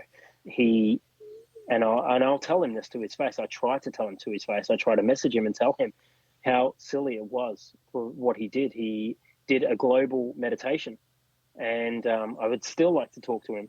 He did a global meditation and CE6, and he told the world, and it's still out there, on how to summon per se a particular being. Now, the difference between Dr. Stephen Greer, and people that do, the extension works and they just go into this blindly, they don't understand what can pop up and who can come through. What I was met with, and it wasn't just me, it was the people that were here with me, what we were met with was far from kind. It wasn't nice at all. It was a very negative experience, and I shut it down as soon as I realized what was happening. So what happened? How can you go into that in a bit of detail? Well, I started seeing images. The meditation was quite intense, and it went for about 3 hours, and I started seeing things. It started off with blue lights, and then I started seeing star systems, and I realized that it was happening because it was actually happening because my partner, who was seated probably 3 meters away from me, we started communicating about what we were seeing. And she's like, I'm seeing the same thing. And we started seeing solar systems, map systems, blue lights, mountains, and it started becoming familiar. And then suddenly we were greeted with, I was greeted, by greeted I mean I was faced with a huge amount of force, like without someone doing it, someone literally standing in front of your face going, hey, I'm here. and never knowing that person. That's how polarizing it was. But it was, it just didn't feel right. It felt like I was opening myself up to something. But now little did I know that my partner was going through the same thing. However, she was trusting what I'm saying. And I was telling her, oh yeah, give it a go. You can, do this as well. Let me know how you go. She got the full experience. I probably should have said, oh, look, in fact, this doesn't feel right. Let's stop doing it. And she actually saw the being, and she knew nothing about the research. She knew nothing about what we were doing. She just said, I'll join you. So she knew nothing about the story and what we were trying to summon, etc. By summon, I don't mean like a demon or anything like that. I'm just talking about what we're trying to project toward and who we're speaking to. Yeah, and what was the being that she saw? Okay, so I've got to make sure I pronounce it properly, because again, I'll be in trouble. I will, because there's, like I said, there's people that just do this, and okay, give me 1 second. I want to get his name right. Tejba. It was Tejba. It's not. I used to call it Tejiba, and I was corrected one day, and I really don't want to get it wrong ever again. So basically, in 2012, he had an experience. Now, this experience was directly after a one-on-one meeting with Dr. Stephen Greer, and Mark Sims was he's an extremely intelligent person, but he's also very wealthy. He comes from a wealthy life. He admittedly says that he doesn't have the problems of an everyday person that struggles. He has admitted this himself. He came face to face with a contact experience, and he calls Tejba. And to summon Tejba, to get in contact with Tejba, you do a certain amount of ritual, and it's pretty profound. It's quite exhausting, but it's through the consciousness and etc. Now, the Tejba is from a specific location on Earth, and to do with the Venezuelan community. We're talking ancient times, and the beings look. I started seeing rock. I saw a rock, and that's all I could focus on. And my partner, whilst I didn't want to interrupt her, she was met face to face with this being, who I now believe to be Tejba. The being was very large, huge head, overwhelmingly large, deep, dark, no English spoken, nothing like that, but just very polarizing, confronting being that we knew nothing about. We don't know the intentions of Tejba. We don't know the intentions of this civilization, who they are, where they're from, and where they are now. We know that they were on Earth, and that's all we knew about them. I did the wrong thing. I did the wrong thing in getting my partner to even do this meditation, because I myself didn't really understand it. It was a very, very silly thing for me to do. It's like picking up a Ouija board and expecting, positive contact all the time. You're not going to get it. So we went into that blindly, and it was then that, I asked her what she saw. She drew for me what she saw. I didn't want to give her any hints. She told me the location, and she told me what it looked like, and its characteristics, and where she felt it was from, and everything like that.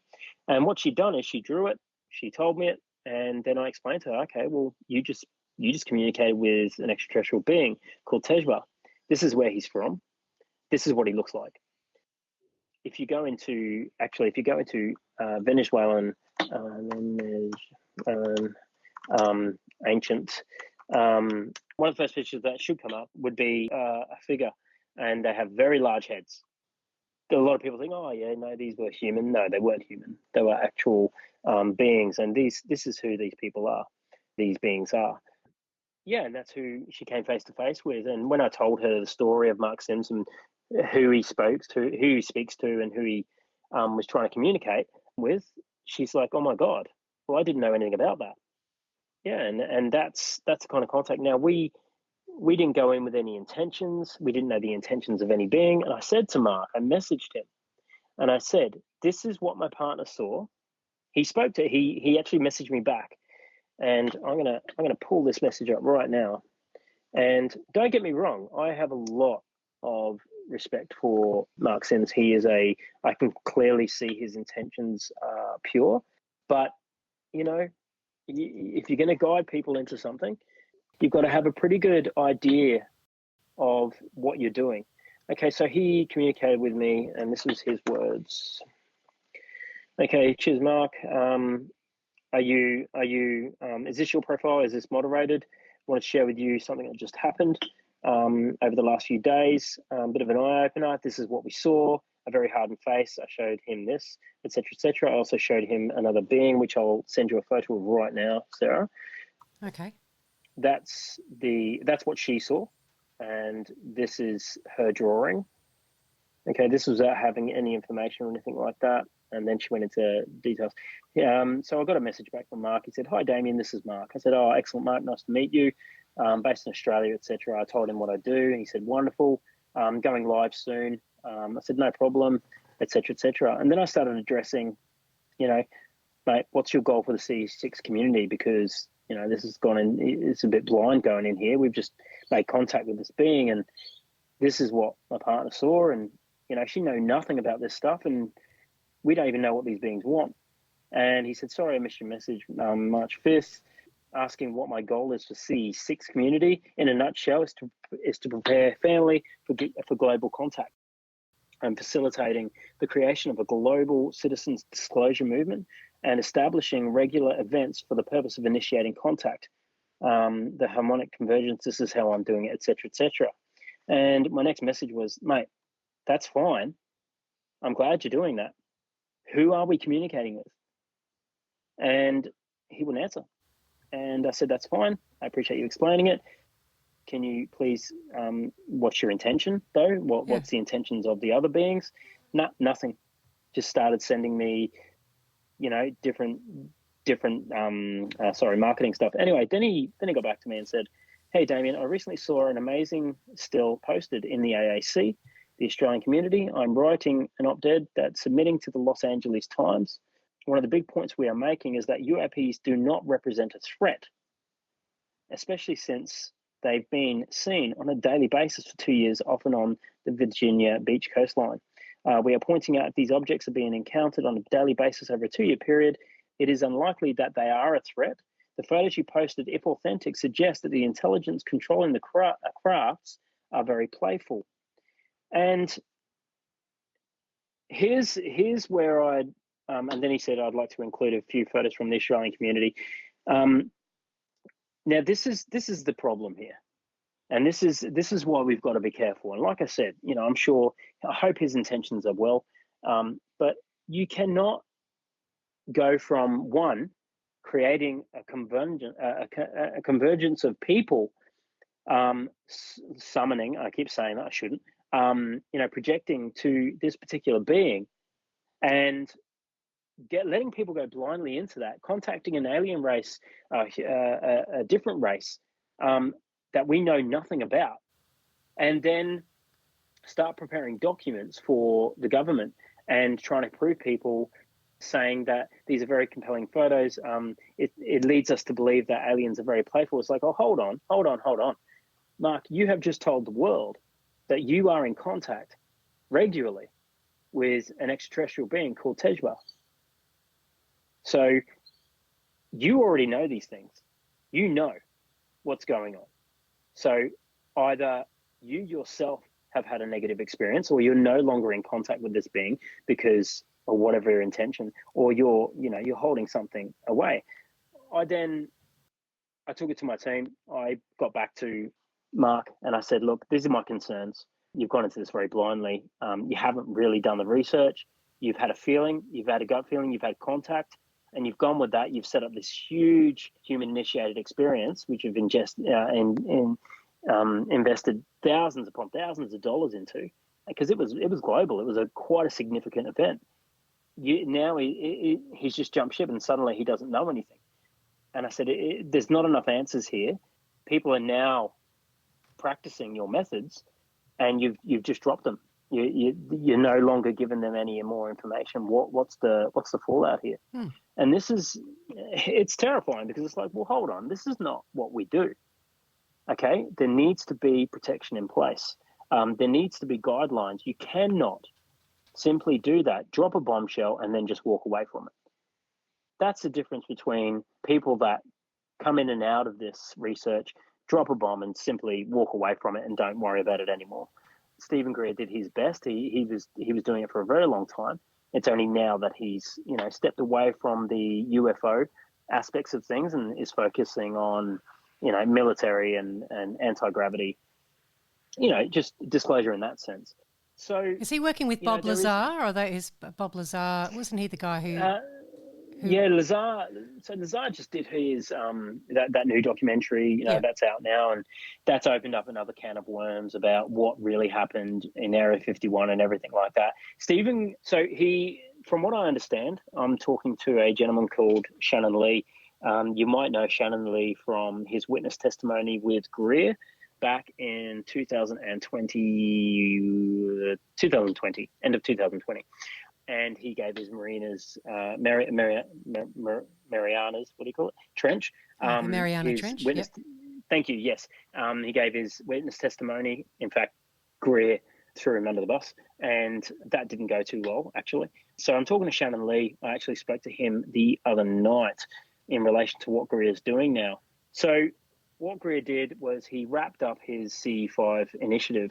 By wrapped up, I mean just stopped doing it.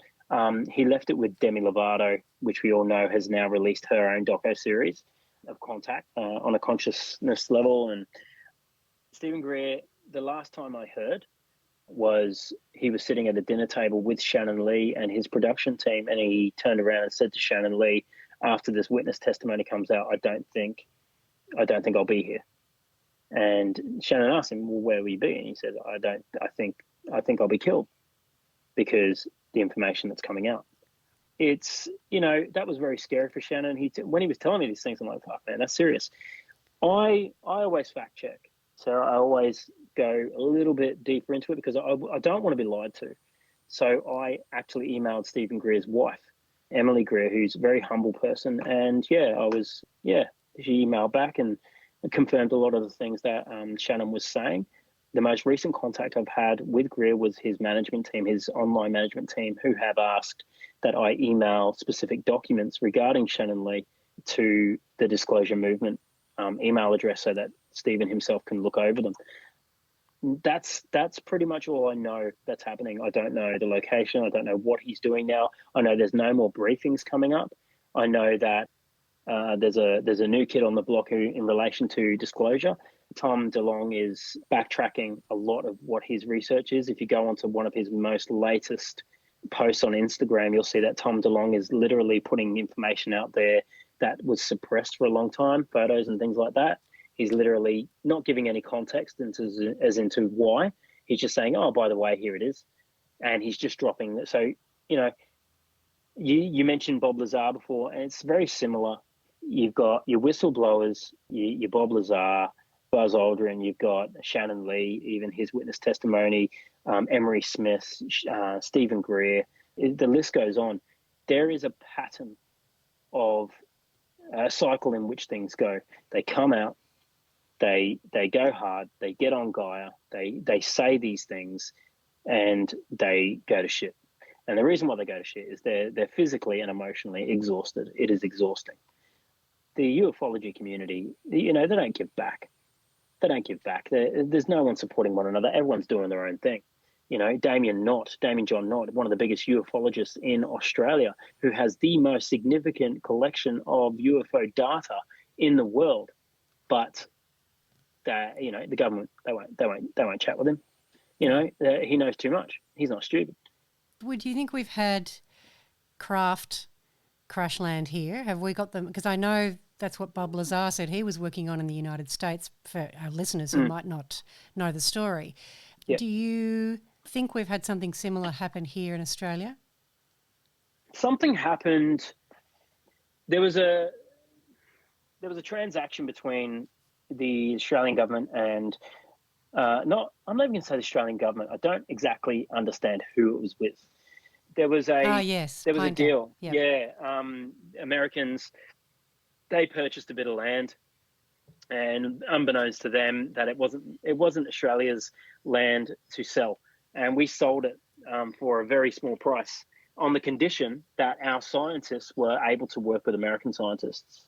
So what it was, there was about 20% American scientists and the rest, 70 to 80% Australian scientists. And we're talking, chemists and all kinds of skilled people that were working on site at Pine Gap.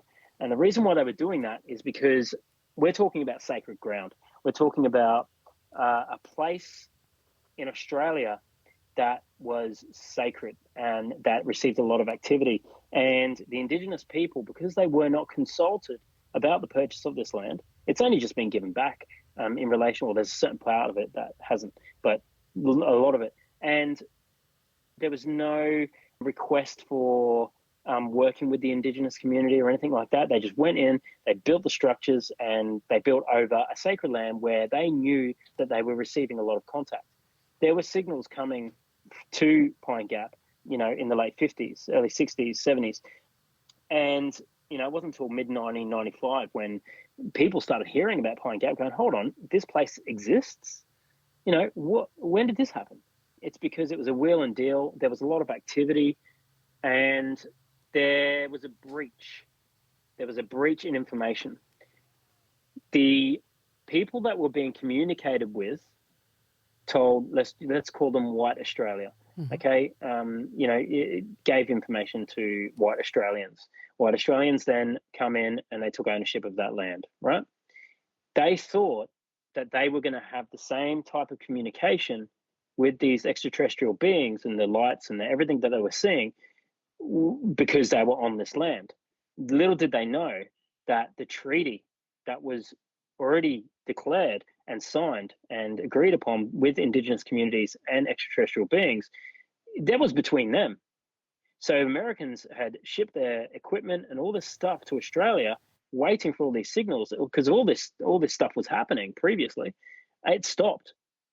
And that was Australia's big mistake. They sold out, and they took the land, and therefore the partnership between the Indigenous community and any beings that were being communicated with had stopped. And the Indigenous community thought, all right, well, if you're going to kick us out and you're going to take over this land, we are not guinea pigs here. We're not doing this.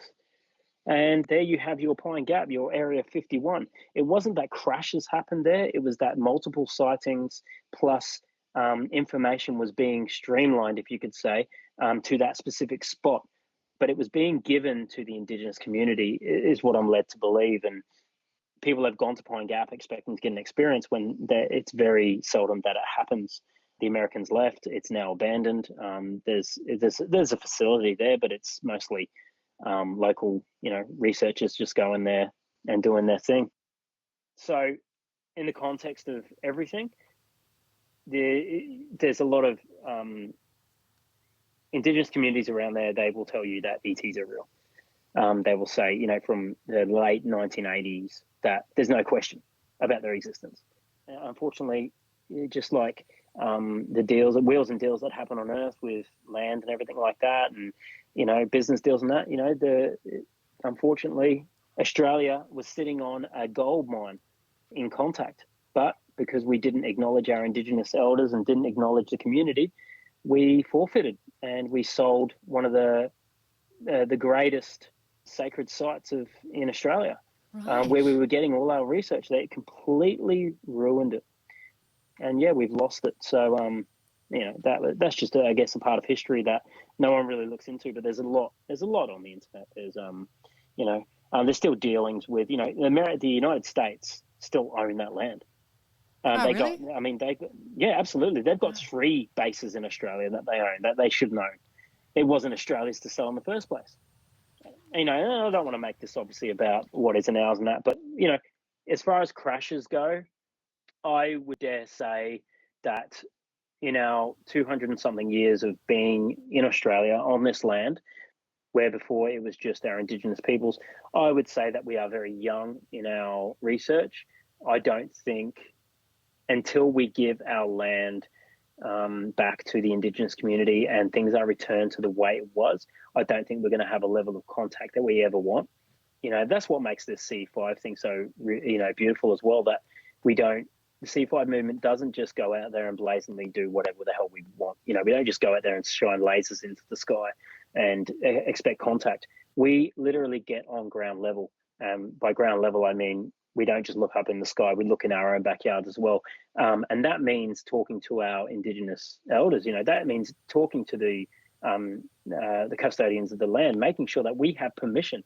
Without that permission, you are completely undermining any original agreement. So you've really, when you go into C5, you've really got to have an understanding of, okay, what are you allowed to do? Is there anyone Indigenous in your area that can give you a bit of information? Have you reached out? Have you, acknowledged the land and what you're, without that acknowledgement, you're going to have limited contact with anything.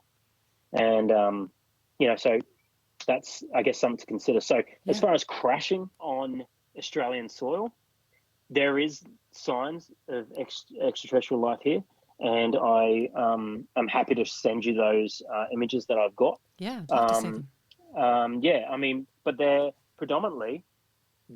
only accurate because the Indigenous community have it's their work and it's their correspondence. It's their story. They drew what they saw. They drew what they see. They drew what they ate. They drew what they, how they lived, how they treated their children, how they treated their wives. They drew what they saw and how they lived, and they drew extraterrestrials as well. From who I've discussed with in relation to the Indigenous community, they're very reluctant to give anyone information because of what we've done with it. So the way forward is definitely to acknowledge them and making sure that they're in on everything that we do. Definitely try and get permission with any CE5 work you do, even if you are renting or owning the house that you're in. Understand the rules of the land. Understand that those that were there before you saw a lot more than what you're about to see. They didn't just rock up and say, "Hey, we want to see lights in the sky." They played music. They were at one with the earth. They did things honorably. They didn't make a profit. They literally lived their life. So, that's obviously a different kind of rabbit hole. But Australia has a profound amount of extraterrestrial activity. And are there particular hotspots in the country, or is it just everywhere? We get a lot of information out of Sydney. I don't know. It's a very built up area. I know it's hectic at the moment. One of the largest cities. Anywhere in Sydney, is very you would think it would be like in the Northern Territory or Humpty Doo or something like that, but no, it's in the built up areas where it's almost like the cities are being built on top of something, and it's always in heavily congested areas. From my perspective, the busiest hotspot in Australia, oh God, it's hard to choose. There's more, because we are such a new country, and we are such an industrial, well-advanced civilization. I would dare say we are higher in our, we have a higher volume of paranormal activity going on on Australian soil. But then you've got, we're not a very large population. We're quite small in comparison to other countries.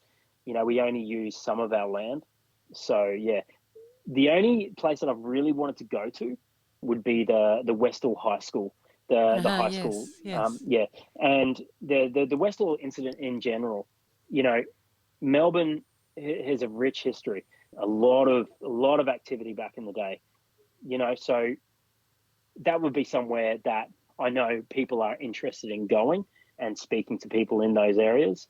And then you've got Dunedoo, a place called Dunedoo, and Damien John Knott's probably going to kill me for saying that out loud, but it is what it is. Because Damien Knott's there, that's why there's a lot of activity. I'll be honest with you.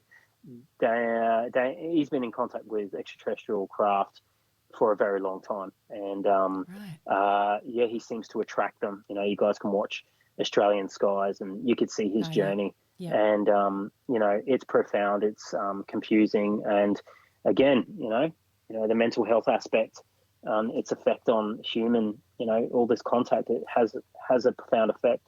There's a high level of abduction story telling in Australia. We have a high level of people saying that they are being abducted by small greys, and their stories are lining up. Their markings are lining up. They're getting the same kind of injuries. Their suppressed minds, suppressed thoughts. Sorry, they're having a lot of regression done. And yeah, I've got 2 cases that we're working on at the moment, and opposite sides of the country that are literally identical.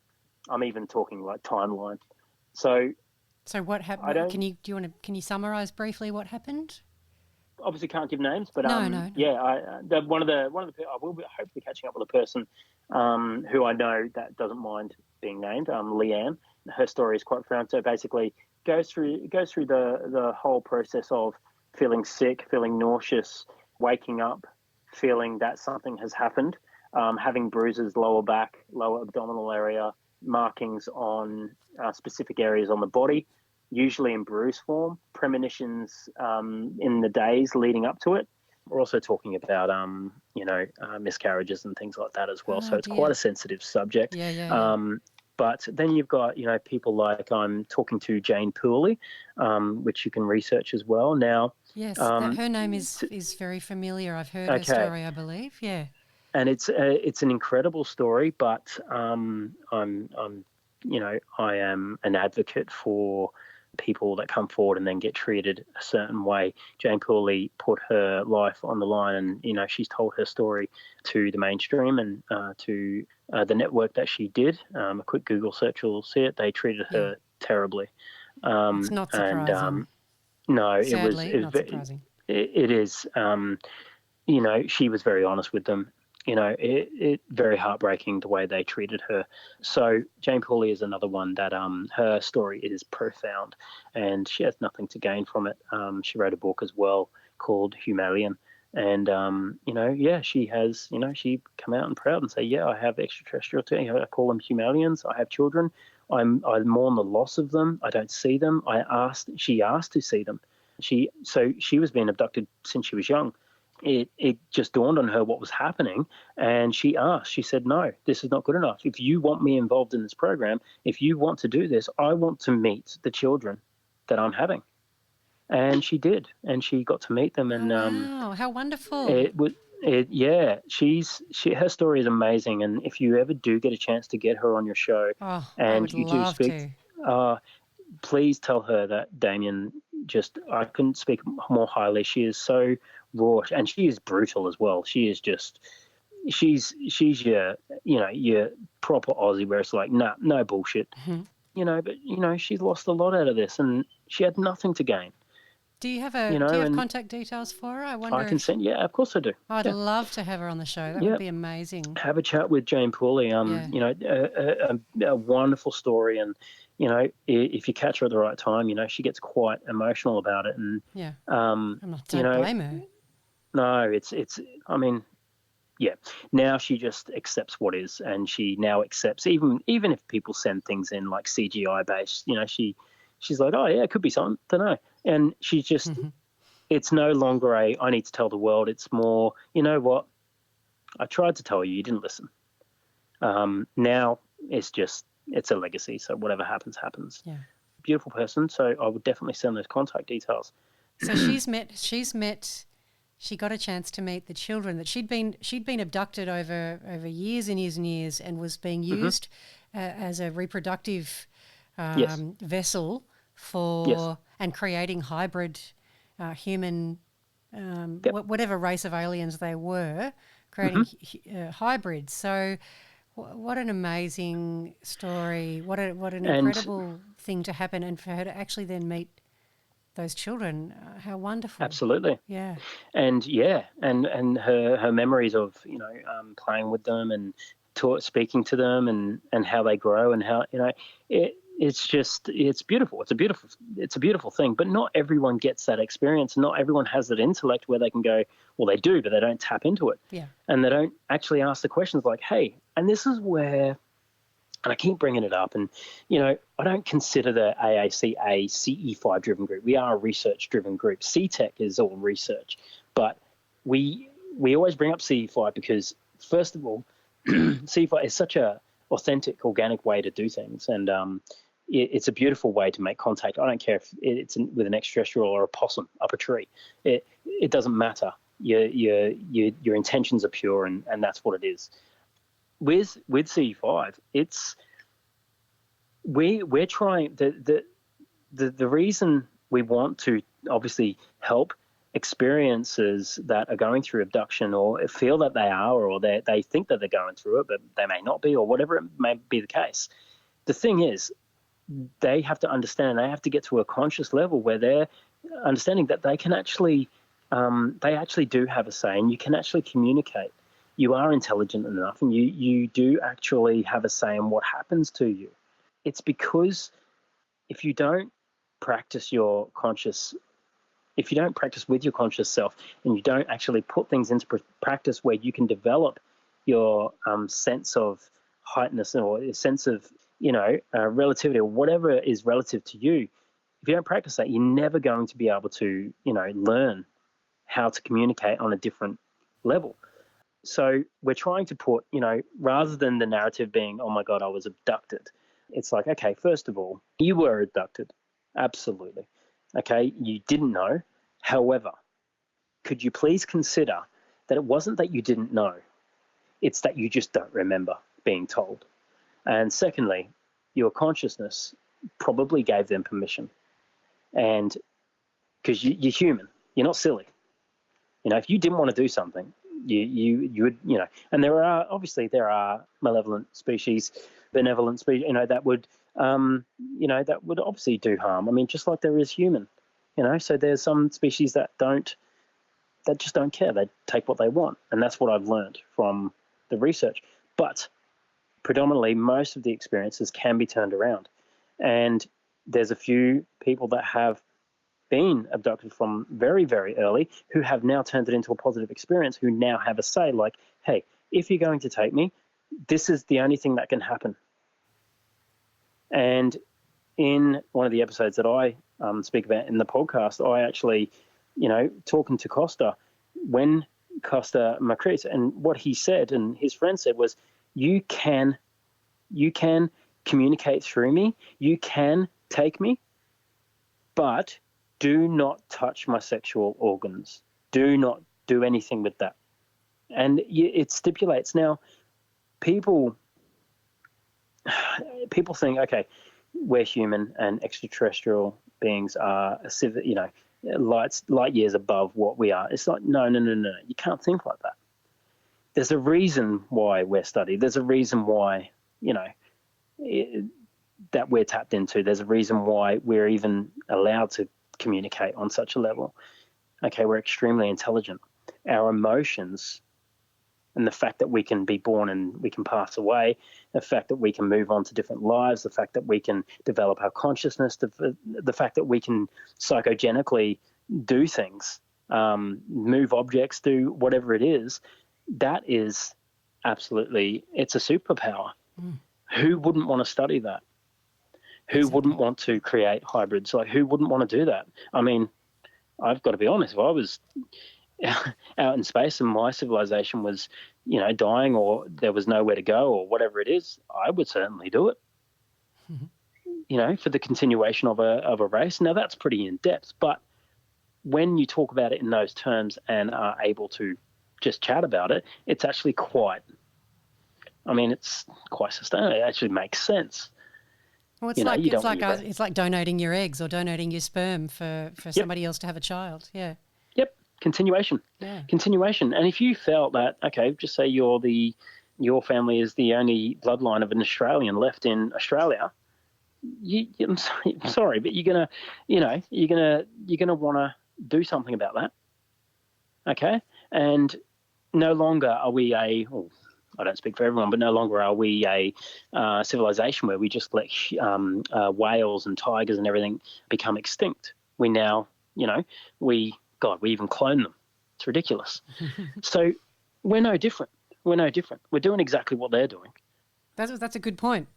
Yeah, we're not doing anything. They're not doing anything more. The only thing they're able to do, the only thing they've tapped into, and that is because of technology.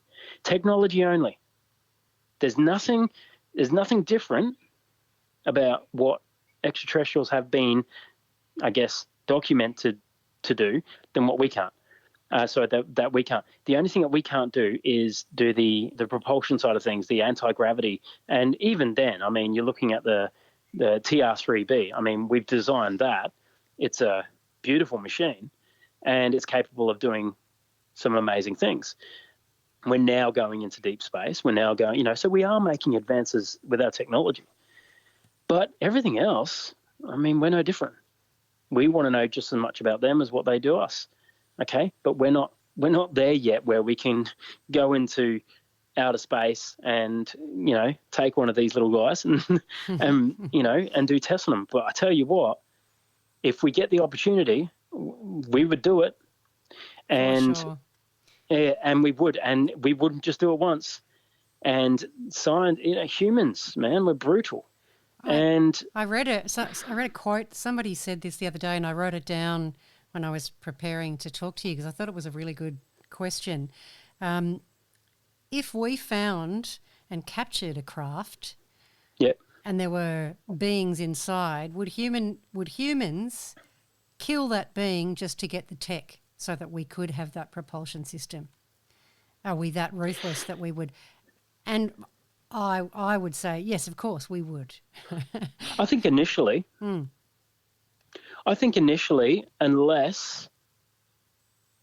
Unless you've got the story such as, Matilda McAvoy, is that the one?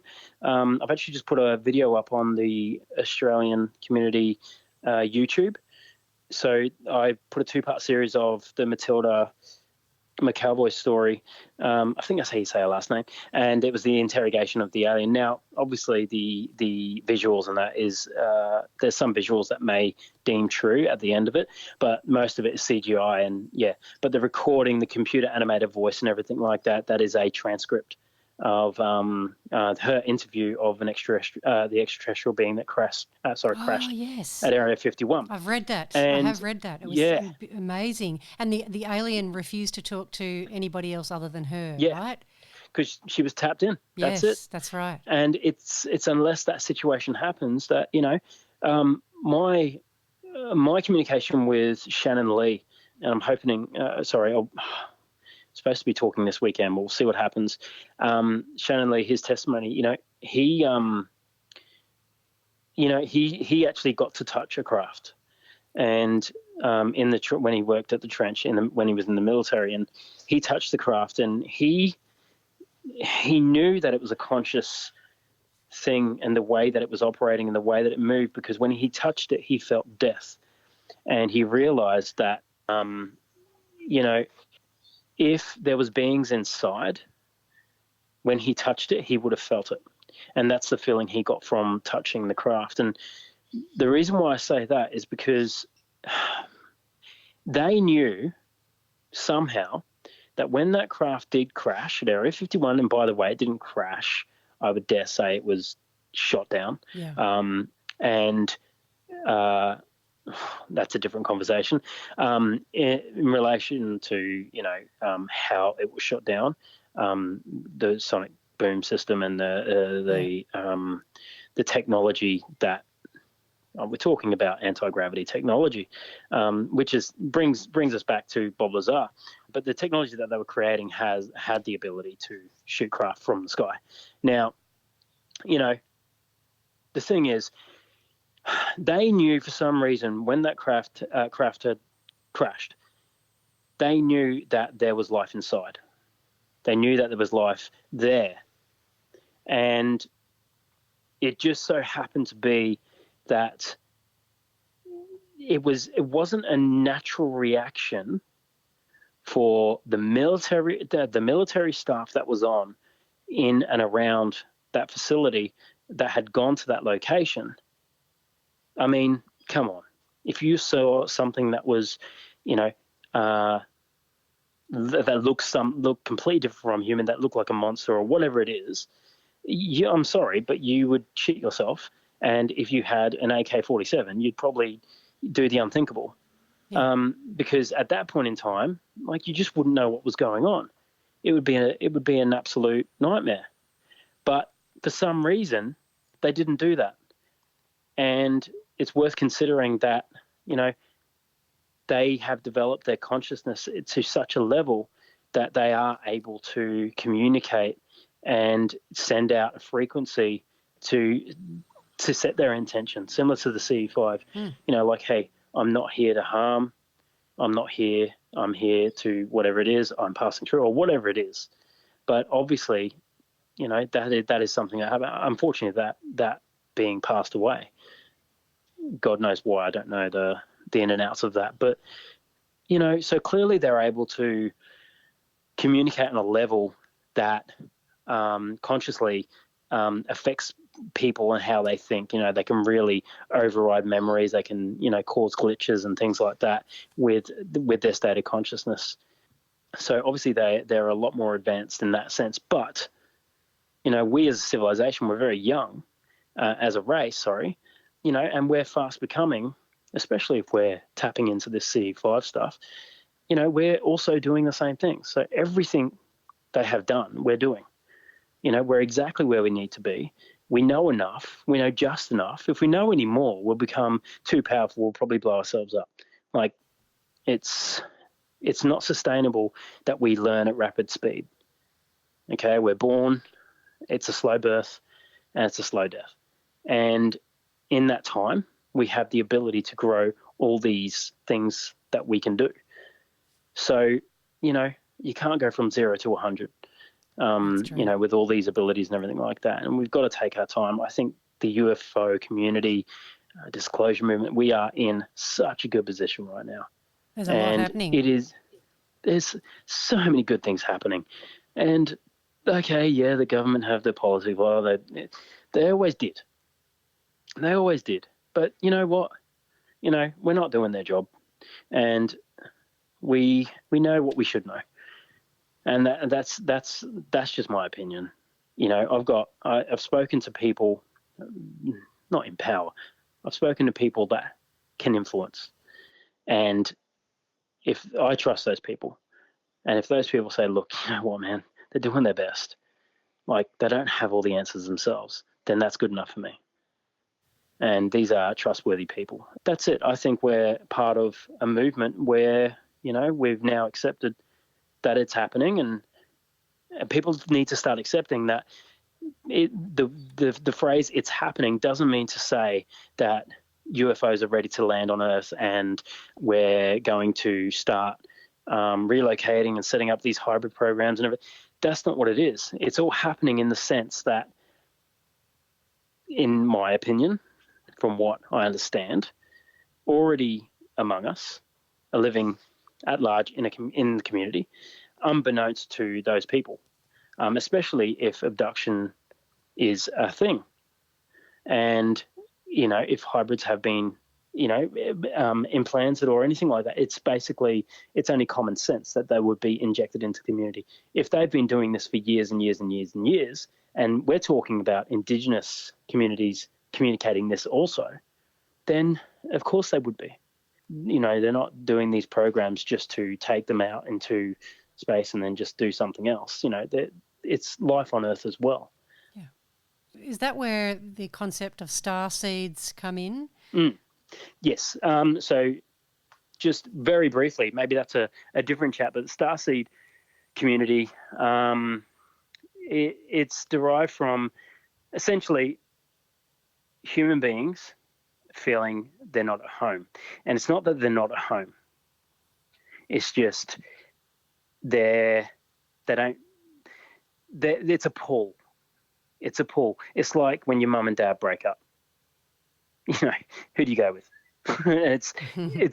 You've really got to visually. I mean, it's not as tormenting as that, but some people it is. You talked about the Mercury retrograde and everything like that. It's like that all the time for people that feel a disconnect with, I don't feel that I relate to anyone, or I don't think the same. And that's what I spent half my life feeling that way. That's me. That's so me. Yeah. Rita did tell me she thought I was a starseed as well. But absolutely. Yeah. And it wouldn't surprise me. Look at the field you're working in. You don't listen. The average person doesn't do this. listen to the conversation we're having. It's ridiculous. That's right. And then, so you start thinking like that. It's like, okay, well, yeah, I am different. And then they get deeper into it, and then they start looking at their origins. And that's where the starseed community come from. But there's a lot of misconceptions. People think, oh, they're starseeds, they've been dropped off and they're waiting to be picked up and things like that. Not quite. You're exactly where you're supposed to be. And you will live out this human life, and then, whatever happens next. And that is your role. That is your job. You're not going anywhere. And yeah, this is exactly where you should be. But starseed is just acknowledging your origins. Okay, well, what's my personality traits? What's my characteristics? How do I look? How do I think? Am I narcissistic? Am I abusive? Am I an empath? Am I clairvoyant? And you take all those characteristics and you learn about what we know in research, what we know about other races, and you put your attributes to them and you start making connections. And when you start making those connections, you start getting a bit of a map of where you come from. Once you start putting that together, I think there are people that just really change. They become, entities into themselves, yeah, right. And they solely live, for it. But that's the starseed community. It's a fickle thing. Yeah, and we can talk about starseeds another day, because it is a whole huge topic in and of itself. Shall we? It's massive. Shall we wrap it up by? Yes. Do you want to? Might be dinner time. Do you want to mention where people can get in touch with you if they absolutely. need to, and also mention your podcast, The Vault, that you've just started? Can I do that? Yeah, go for it. Plug it.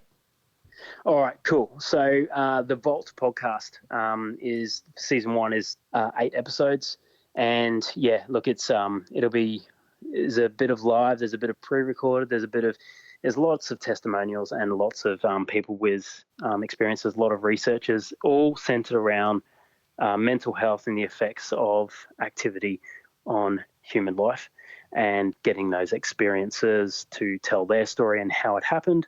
So the Vault episodes are out every fortnight. It's live on the YouTube channel. If you go on the YouTube channel, it's actually there's like a little movie that goes with it. If you want to listen on Spotify, you can do that. Other than that, the AustrAlienCommunity.com. That's alien with ALIEN, and you'll find all the information there. Website gets released next month. Ooh, we're doing a launch exciting. for that. Oh, I can't wait. We're doing like a launch party, special guest, and there's prizes. We're going to do a bit of a merch line as well. And it's going to be super, super exciting. We're just having fun with it and growing the community. So hopefully people, come along for the ride, and that's about as self-promoting as I can get, I guess. No, that's great. That's great.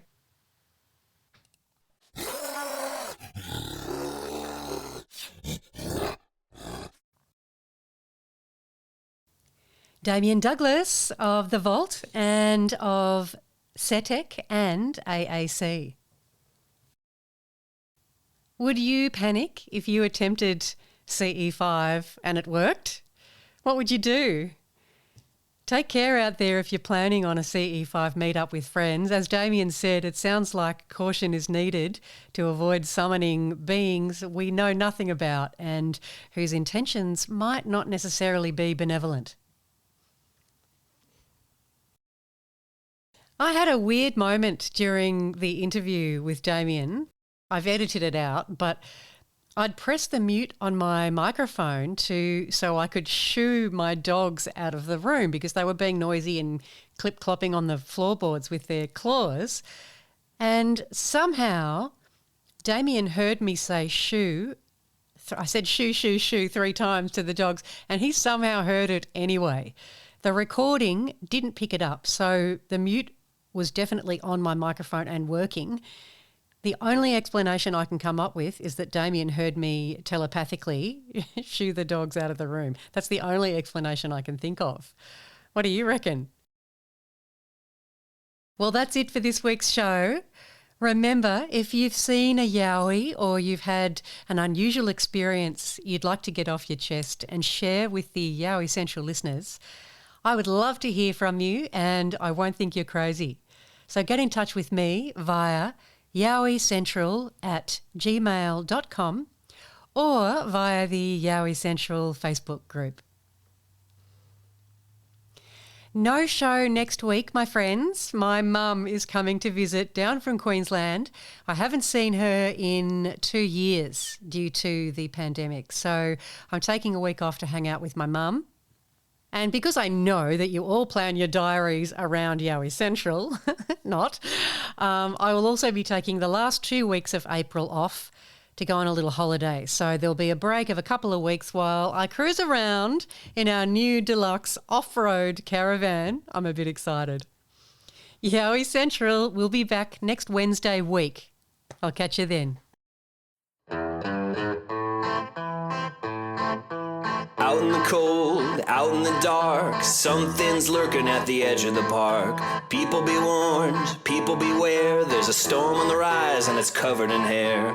Hear him cry, hear him howl, looking for someone to disembowel. Claws like a hook, eyes like coal, feet so big they're gonna crush your soul. They call him Sasquatch. Can't see under the darkness behind the tree. Is he a monster? Is he a man? Is he a demon under Satan's command? Hear him cry, hear him howl, looking for someone to disembowel. Claws like a hook, eyes like coal, feet so big they're gonna crush your soul. They call him Sasquatch. Yeah!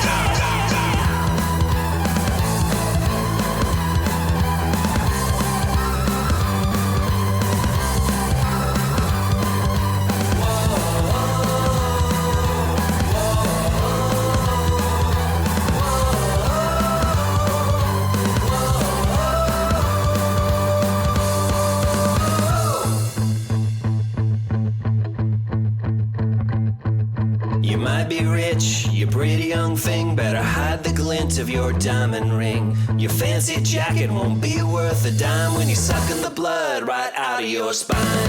Hear him cry, hear him